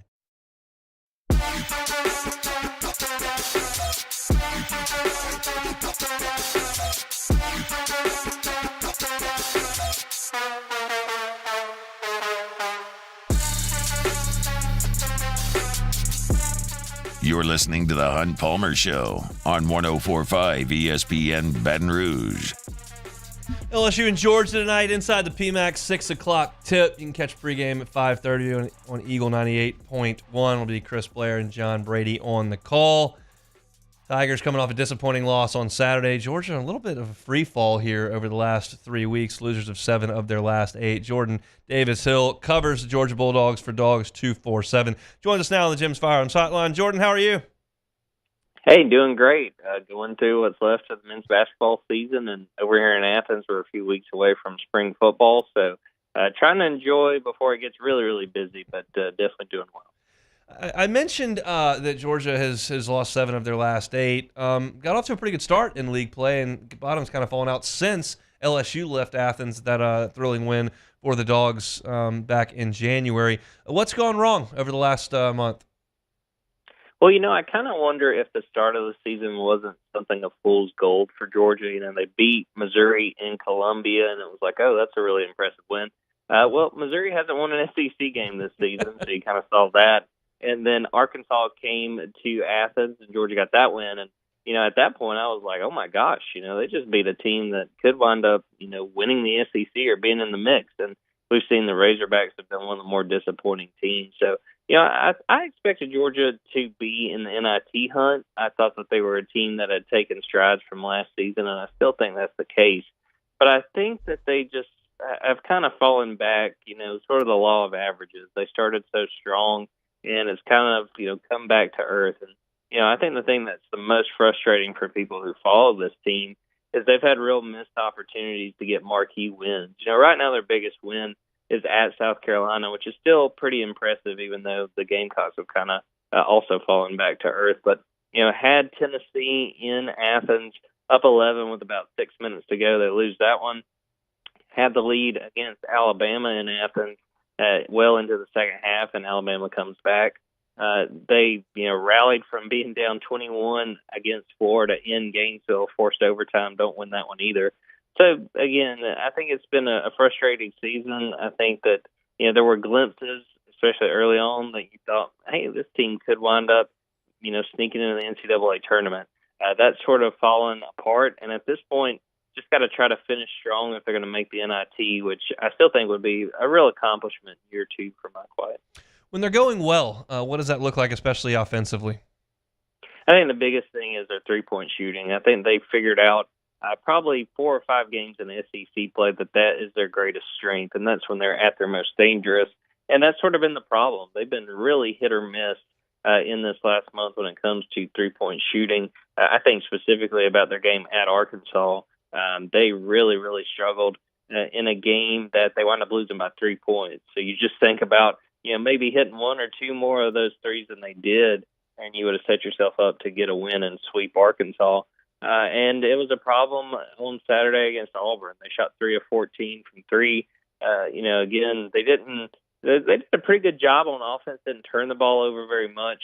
But when you shoot like that and then you struggle defensively, Auburn's efforts from the field wound up being the most productive against Georgia this year. Those numbers were the best as far as field goal percentage by the end of the game.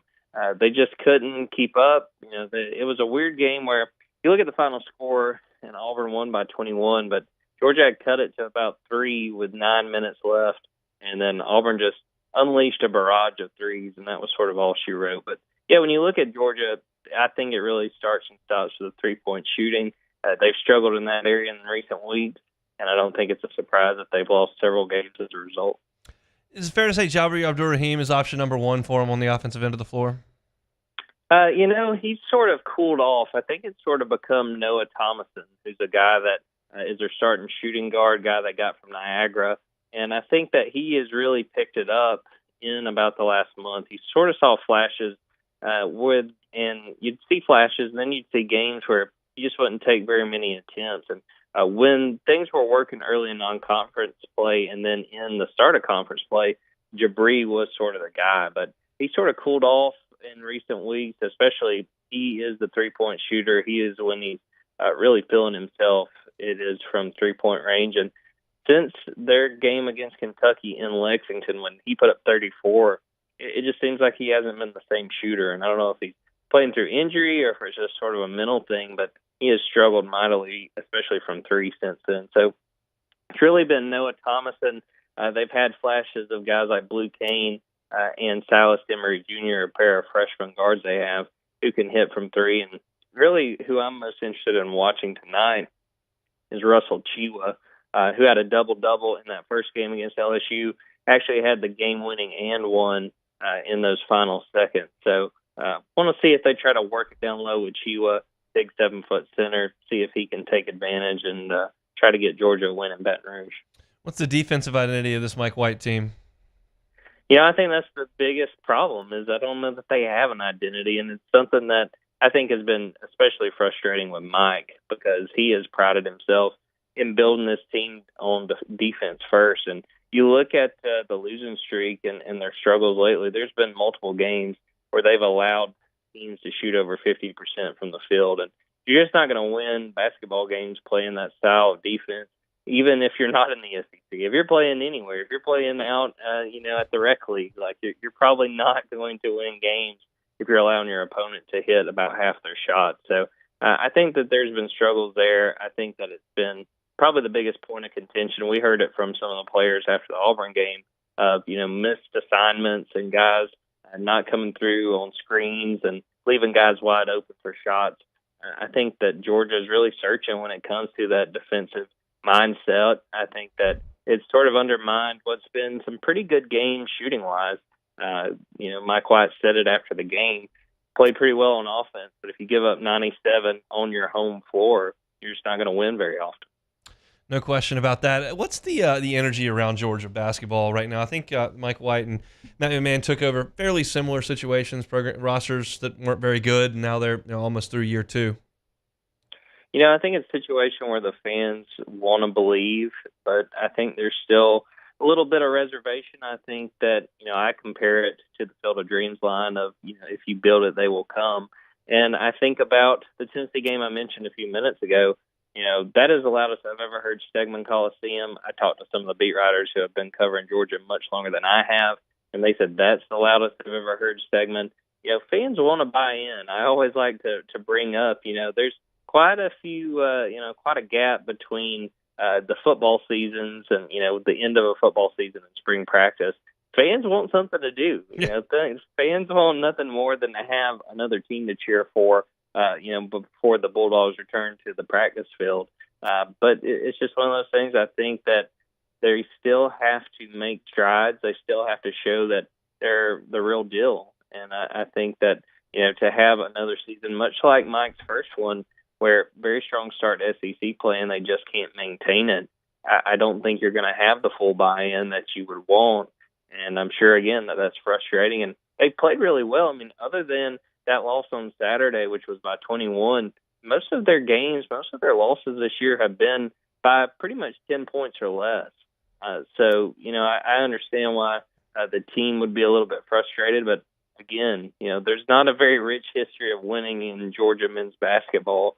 And I think a lot of the fans understand that, and they're kind of waiting to find a winner before they fully jump on the bandwagon. That's interesting because I feel the same way about LSU. I think about how strong the LSU brand is, how good LSU is at a lot of different other sports, and then I look at a game like Saturday night, there just wasn't a very good crowd for LSU men's basketball because they're middle of the SEC program, and I think a lot of the same things about Georgia. And then you couple the fact that Atlanta's got such a rich basketball tradition in terms of producing prospects. Why do you think Georgia has never gotten any traction with men's basketball? I feel like I could write a book on that. Yeah. And I feel like people ask me it all the time, and it's sort of hard to nail down. I think there's a lot of different factors.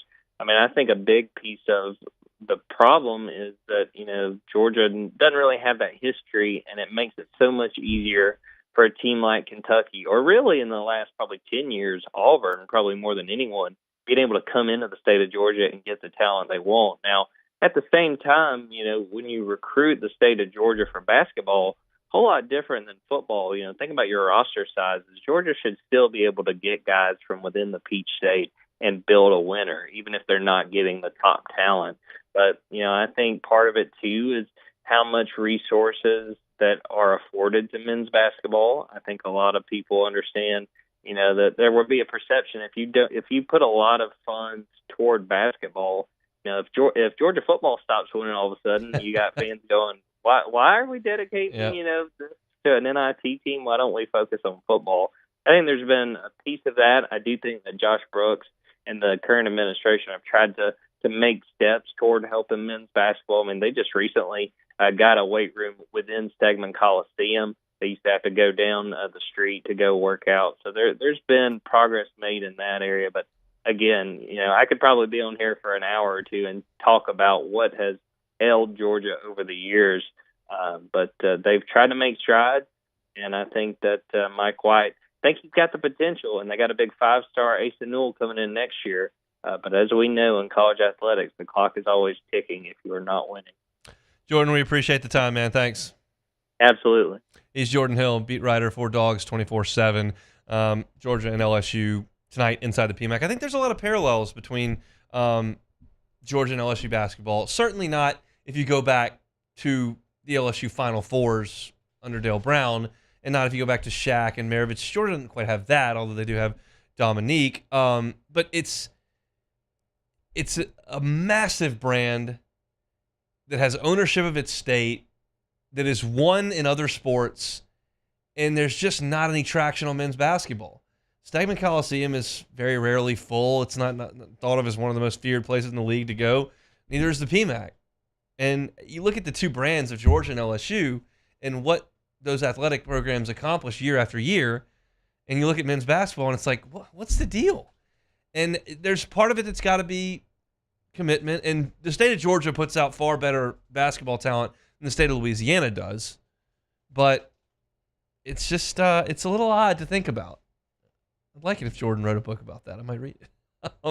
But LSU and Georgia will do battle tonight at 6 o'clock over in the PMAC. I'll give my pick coming up at the end of the show. We'll take a time out, come back with Sharie Aack talking Saints and Pels. It's the Hunt Palmer Show. You are now listening to the Hunt Palmer Show. In times of need, get a full list of phone numbers, websites, and other important emergency information on the Demco Stormwatch page at 1045ESPN.com.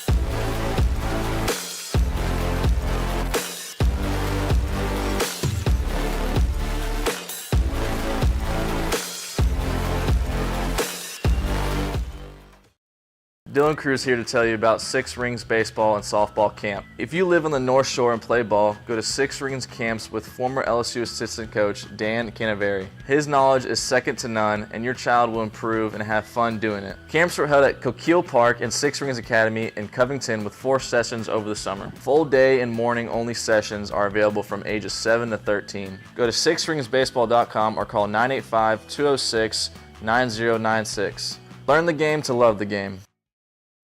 Breck teamed up to reimagine your parks, and you imagined big. With your help, we went to work, creating 12 beautiful community parks across the parish.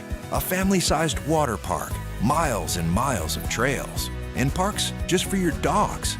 There are more places to splash, to explore, to run wild, and even soar. You imagined, we delivered. Gold.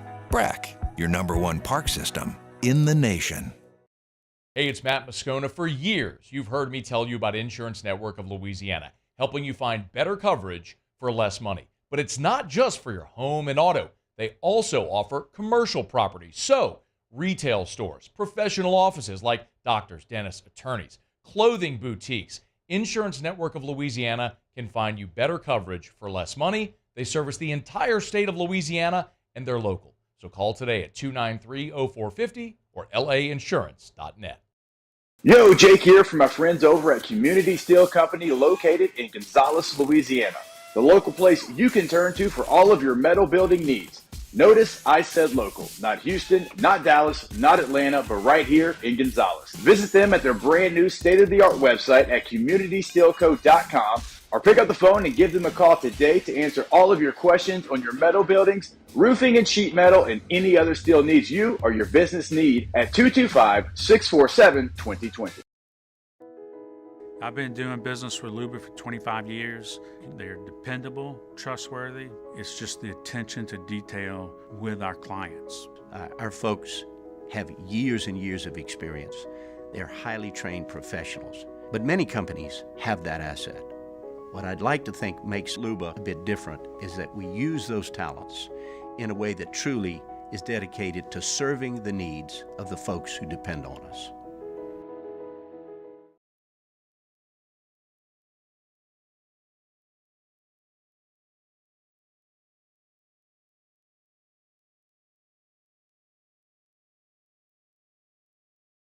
Cheese biscuit is the fluffy egg, the melted cheese, and the sizzling sausage. It's the start to your morning that you didn't know you need. Order a sausage, egg, and cheese biscuit and Simply Orange juice on the Chick-fil-A app. Real guests paid for their testimonials. And now another no-brainer money-saving tip from Progressive. It looks like your luggage is over 50 pounds. Is there anything you can take out? Oh, yeah.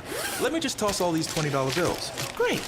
Let me grab you a trash can. Stop. Instead of throwing money away, move some clothes into a carry-on. And here's a better tip from Progressive on how not to waste money. Don't pay too much for car insurance. Drivers who switch and save could save hundreds. Progressive Casualty Insurance Company and Affiliates. Potential savings will vary. Not available in all states.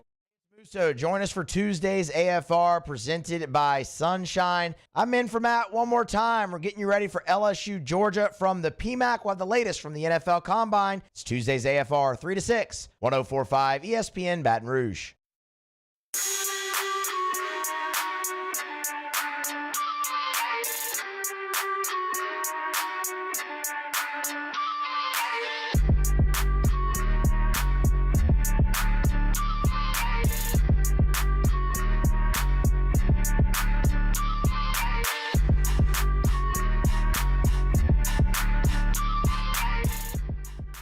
This is the Hunt Palmer Show on 104.5 ESPN Baton Rouge. Trying to link up with Sharie Aack, WDSU, right now. Want to talk a little NFL Combine, Saints style with Sharie. We'll chat about the Pels as well. And Sharie with us every single Tuesday at 2:30. Joins us now on the Jim's Firearms Hotline. Sharie, how are you? I'm doing well. I hope I didn't miss the call. You did not miss the call. We're right on time, right on schedule. Are you going to Indianapolis? Absolutely not. It's not great for TV. That's why no one from TV ever goes. Yeah, I think it's more of kind of a networking thing. But I look, all NFL eyes are on the Combine. They do an incredible job of keeping themselves relevant throughout the calendar, whether it's schedule release, Combine, draft, preseason games, the whole lot. It's always. There are always eyes on the NFL, and so the Saints will be up in Indy. Is there a position group that you're looking at for the New Orleans Saints here that they may be exploring in the Combine? I know people aren't going to like this. We've mentioned it a few times. It's offensive tackle. They need somebody because with, Trevor Penning not playing well, Ryan Ramczak's knee, Andrus Peter free agent. I mean, they're running out of offensive linemen. They have to fill that void at some point in time, not just for now, it's for the future because of Ryan Ramczak's knee. So as much as, they've been drafting an offensive or a defensive lineman in the first round in 8 of the last 9 drafts, it may be happening again. It may not happen in the first round because I've said it's a deep draft when it comes to tackles, but I think at some point in this draft, whether it's the, first or the second pick, you've got to draft an offensive tackle for the future. Is your confidence in Ireland and Loomis and Dennis Allen wavering after the last 4 first-round picks with Penning and Turner and Davenport? And outside of Olave, it's been a little bit of an issue. Yeah, I mean, naturally it should be. They've missed.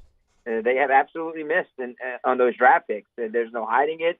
They haven't been able to develop those guys into what they thought they were going to be. Davenport had an awesome rookie year, fell off after that. We'll see with Brian Brzee. At least he's productive in his rookie year. He stayed healthy, and you hope that he can continue to climb in the ranks and be productive for them. But that Trevor Penning one, it stings. It stings as much as, giving up the first to go up there and get Marcus Davenport because at least he played. Penning can't even sniff the field, and that's a problem whenever you give up a pick to draft an offensive lineman who can't sniff the field. So, yeah, I mean, I think the criticism is valid. It's validated. I mean, it has to be there. I mean, you have to give them a little heat because of those picks that have absolutely been a bust so far. This relative athletic score that the Saints prioritize, or certainly did during the Sean Payton era, it goes for big guys that have a lot of athleticism, which that sounds really obvious. Oh, big guys that can move, yeah, that's who you should get. But it's something they've stuck to over the years, and I'm starting to look at some of these big guys they've drafted early and go, well, do we need to maybe change up the approach here a little bit? Yeah, I do. I see the whole thing with Jeff Ireland, the way he drafts is, you're right. It's not really the athletic guys. It's like they want strong guys. They want strong guys who are, who can dig down into the trenches and get the job done. But it isn't working. So at some point you do have to switch that philosophy. You might say Trevor Penning's athletic. Yeah, a little athletic, but I think the whole drafting process has been draft strong and not athletic and fast. Today's game is athletic and fast, so they have to catch up with the times and go athletic and fast, because big and strong isn't necessarily going to get you on the field and get you where you want to be. So I would like to see them maybe change that draft philosophy, and maybe, having Kubiak in the building and his offensive staff will kind of sway them a bit, and they have, better drafts and better production out of their draft picks. So I would like to see them do what other teams are doing, like the Ravens, who have been successful drafting players. You find guys who can, who are athletic and versatile, who can do a lot of things. What about Jared Verse? That's a name I've seen attached to the Saints a little bit. Edge rusher, Florida State, maybe the heir apparent to Cam Jordan. Would the draft pick of Isaiah Foskey make you shy away from that because you're hoping that he comes on, or is that a guy you can't count on, so you would draft a rusher? Like, where do you stand on the Saints on the edge outside of Granderson, and obviously you've got an aging Cam Jordan? Yeah, look, I like him. I like Jared Verse. I don't know if he's going to be there, but I like him. I wouldn't shy away because of what they did with Foskey. I would be more shying away if, they're drafting a guy who is a project player who's got a lot of injuries. Foskey really wasn't injured. I just think he just couldn't develop in year one. And it's a miss. It's a miss so far. It's to be determined with Foskey. When he got on the field, he just flashed a couple of times and with the defensive line off the edge, but got to see more if you're going to spend a pick that high on him. But I would not shy away if Garrett Verse was sitting there at number 14. He's near double-digit sacks last year. I mean, that guy he's a speed edge rusher.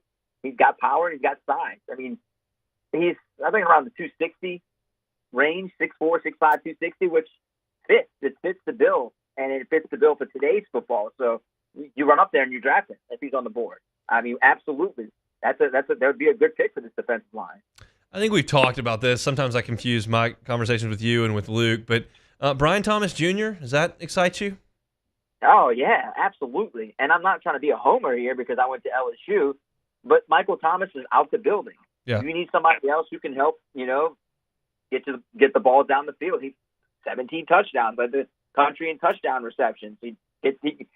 I think he started to play better at all levels last year, and his stock grew tremendously as the year went along. You watch it with your eyes, not just deep balls. He can catch over the middle. He can do the intermediate routes. I like him. I like him a lot. Gives you the speed, the size, and when you get into the red zone, you feel pretty good about him. Both guys, Malik Neighbors and Brian Thomas. Obviously, Neighbors won't be there, but you can't pass on Brian Thomas if your other guys are off the board. You got to give Derek Carr some other playmakers. You got to give Kubiak something to work with. What about linebacker? Damari Davis has been such a stronghold there, but I said last week I thought it was time for Zach Bond to move on and find a fit outside of Dennis Allen's defense that maybe utilize him a little bit more differently. And then you start to look at what they've got, and it's a little bit of a thin room. Yeah, Pete Werner, and then where do you go from there? That becomes the question. Like, where do you go from Pete Werner and all of the undrafted guys they have on their roster? Do you try to go find someone in free agency with some of the money you hope to accumulate because of everything went up and the salary cap went up? You're trying to chip down away on your salary cap at the same time, or you're doing a draft at some point in the draft. I just don't know how deep the draft is with linebackers this year. I mean, Jeremiah Trotter. I mean, how high does he go? I mean, it may not be that deep of a draft when it comes to linebackers. That's going to be the big question. Yes, you eventually have to replace him at some point in time. How much longer can he play? That also becomes, the next question. He says he wants to play as long as LeBron plays, plus more. Realistically, I don't think that's possible because NBA and NFL a little different. But yeah, look, I mean, they need a middle linebacker. Trotter's not the biggest of guys. What about Edgerrin Cooper? If he's still out there,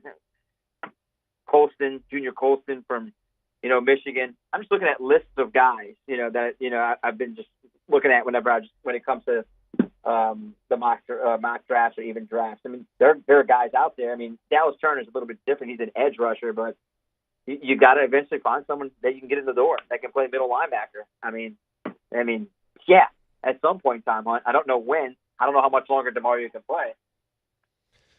No doubt about it. We'll see what the Saints begin to look at in the Combine up in Indianapolis later on this week. Pels lost a couple at home to Miami and then to Chicago. I found that one to be really disappointing on Sunday. Now they hit the road, Madison Square Garden, tonight at 6:30. How important are these next two on the road to try to avoid one of those skids that they've kind of avoided most of the year? I told you that they had to win 2 out of 3 at home. That was probably the worst loss of the season. I wouldn't say worse because they lost to Memphis twice at home, blowing massive leads and losing to Timberwolves with a 14-point lead in the fourth quarter at home. They've got about there's about 10 games this year that you look back at and you're like, man, they should have won those games. And if they win half of those, they're sitting near 40 wins already. Yeah, they have to win 2 of the next 3 now. You have to split today and tomorrow and win at home against the Pacers Friday if you lose one of these 2. It's just this is consistency, man. Consistency in beating these teams that are playoff contenders. And they're just having a hard time doing that. I mean, especially on Friday nights. There's a Thunder loss to the Nuggets, lost to the Lakers, lost to the Clippers, lose to the Heat. I mean, it's a lot of Friday night losses, in front of your fan base at home. And it just doesn't resonate well. And, man, that loss Sunday, I understand CJ was out and they had 20 turnovers, but, man, they hit you with runs and Willie doesn't call timeouts. You see Billy Donovan call timeout after 5 points. It's just like the difference in coaching and lineups. I mean, there are some lineups that you just, oh, man, why does Willie do that? And CI and you have Jeremiah out there with Larry. It's just like, man, you got to fix these lineups. And you hope that they can string along more than 4 straight wins because if they've done that 4 times already this year, you want to see if they can get to the 7-win mark. We shall see. Pels at the Knicks tonight, 6:30 tip. They'll play the Pacers tomorrow in Indianapolis. That one was on ESPN. Sharif, thanks for the time, man. All right, I'm interested to see what happens with the Pelicans' Twitter handle if they beat the Knicks tonight when it comes to Stephen A. Smith. It should be a fun one. Aha. We shall see. All eyes on that Pels Twitter. We'll talk next week, Sharif. All right, Hunt. Sharif Aack, WDSU, all things New Orleans, talking Saints and Pels. We do it every single Tuesday. Take one more time out, come back and close it out. It's the Hunt Palmer Show. The Hunt Palmer Show. I can't say enough good things about my friends at Audio Video Security Solutions. It's been a crazy 72 hours for us moving. Yesterday, Audio Video Security Solutions was at my house for 8 hours. Security system in with the cameras, done. Televisions mounted, done. Got the speakers put up in the kitchen and outside in the patio, and we can control all of it with our smartphones. It is incredible the technology that they are able to provide for us at Audio Video Security Solutions. And I was talking to Mitchell yesterday, and he was saying it's just people don't really know what they can do with their home entertainment system. That's where Audio Video Security Solutions comes in. My wife was blown away. We put the speakers on, threw some music in while we were making dinner last night, and her eyes lit up. Just the sound quality. It's just so much different than putting your phone on or on telling Alexa to fire things up. Like, it's just an incredible situation that Audio Video Security Solutions put us in yesterday, and we certainly appreciate them. Check them out, avssla.com. That's my friends at Audio Video Security Solutions. Our listeners fire off their opinions on the jimsfirearms.net hotline at 499-1045. Keep listening for your next chance to shoot us your thoughts with the jimsfirearms.net hotline on 1045 ESPN Baton Rouge. There it is, the extra mile, on the border of expected and extraordinary for those willing to go further, like vans customized for work or play, with safety and tech to keep you connected. Supported by a 5-star sales, service, and finance team. And backed by the 1-star you know. So go the extra mile. It's never crowded because so few have what it takes to go there. Mercedes-Benz Vans. The Windsor Senior Living Community in Mandeville, Louisiana is a beautiful, vibrant apartment community geared towards seniors. They are nestled right in the heart of Mandeville, where seniors live a more carefree lifestyle in spacious apartments with the peace of mind that comes from having a little extra help. Call the Windsor at 985-624-8040 to schedule a lunch and tour. Come see how the Windsor can be your passport to peace of mind. Dylan Cruz here to tell you about Six Rings Baseball and Softball Camp. If you live on the North Shore and play ball, go to Six Rings Camps with former LSU assistant coach Dan Canaveri. His knowledge is second to none, and your child will improve and have fun doing it. Camps were held at Coquille Park and Six Rings Academy in Covington with 4 sessions over the summer. Full day and morning only sessions are available from ages 7 to 13. Go to sixringsbaseball.com or call 985-206-9096. Learn the game to love the game. Breck teamed up to reimagine your parks, and you imagined big. With your help, we went to work, creating 12 beautiful community parks across the parish. A family-sized water park, miles and miles of trails, and parks just for your dogs. There are more places to splash, to explore, to run wild, and even soar. You imagined, we delivered. Gold. Breck, your #1 park system in the nation. Hey, it's Matt Moscona. For years, you've heard me tell you about Insurance Network of Louisiana, helping you find better coverage for less money. But it's not just for your home and auto. They also offer commercial property. So, retail stores, professional offices like doctors, dentists, attorneys, clothing boutiques. Insurance Network of Louisiana can find you better coverage for less money. They service the entire state of Louisiana, and they're local. So call today at 293-0450 or lainsurance.net. Yo, Jake here from my friends over at Community Steel Company located in Gonzales, Louisiana. The local place you can turn to for all of your metal building needs. Notice I said local, not Houston, not Dallas, not Atlanta, but right here in Gonzales. Visit them at their brand new state-of-the-art website at communitysteelco.com or pick up the phone and give them a call today to answer all of your questions on your metal buildings, roofing and sheet metal, and any On Wednesdays, OTB, LSU baseball hits the road to head to Texas. Plus, recruiting rankings have been updated. Does LSU still have the #1 class? And we'll recap the Pelicans' trip to the Garden. Off the bench, 7 to 10 a.m., 104.5 ESPN.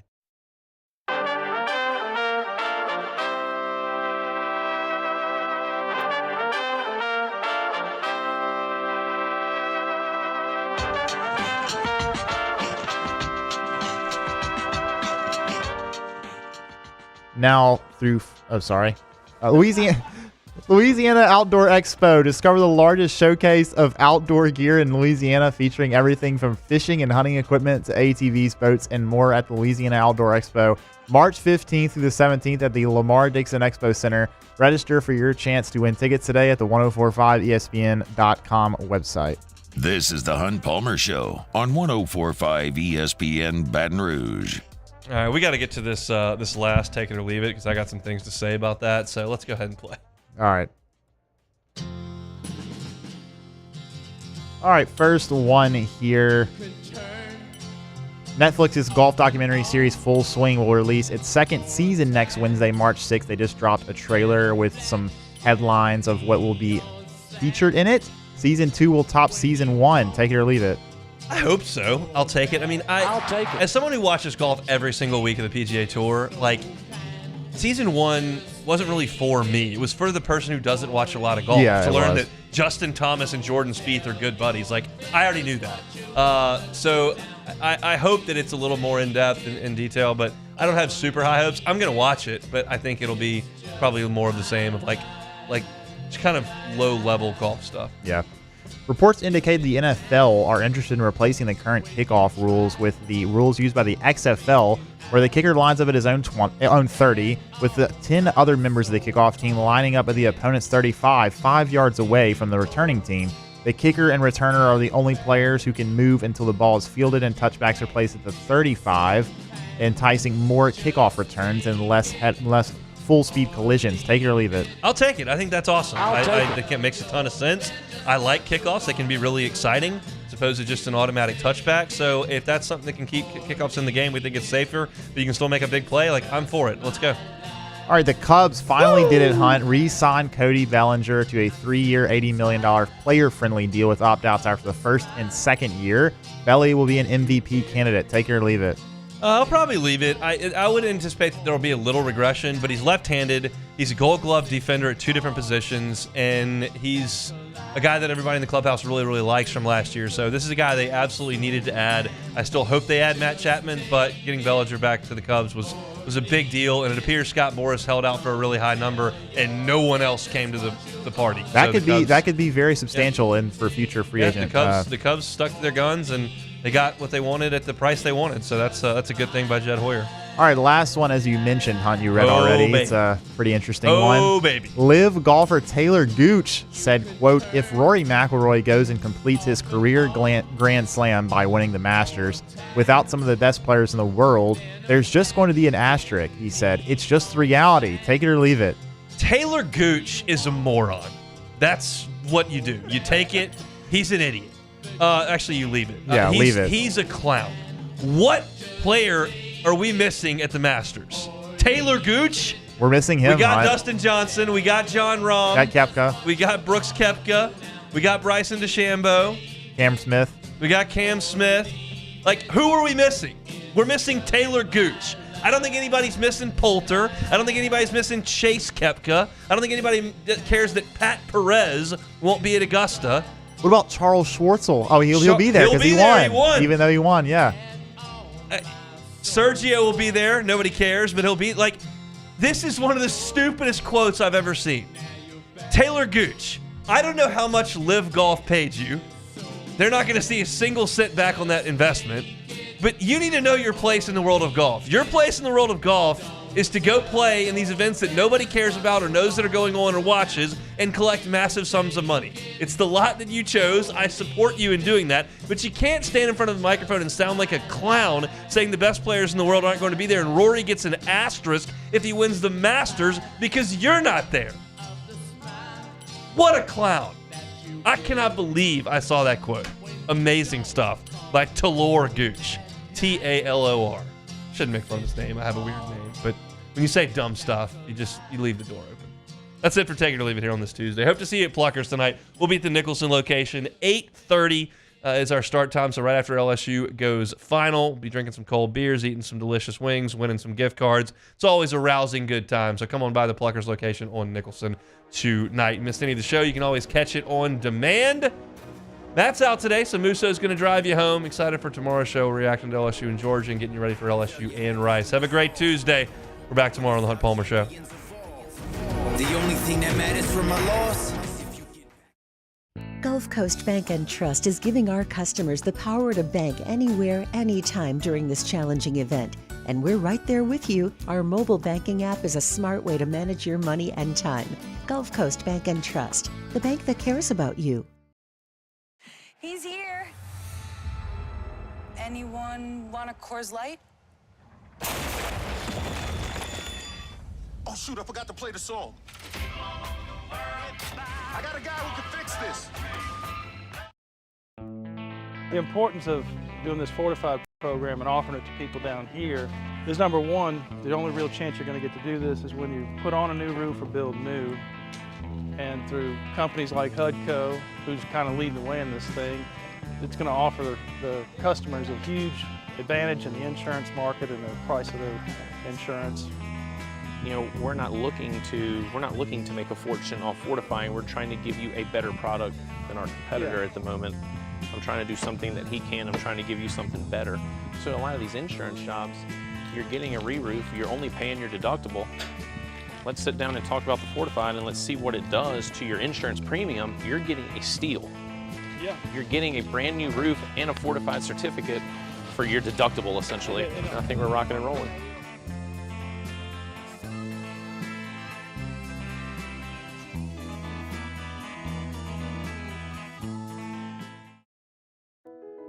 I've been doing business with Luba for 25 years.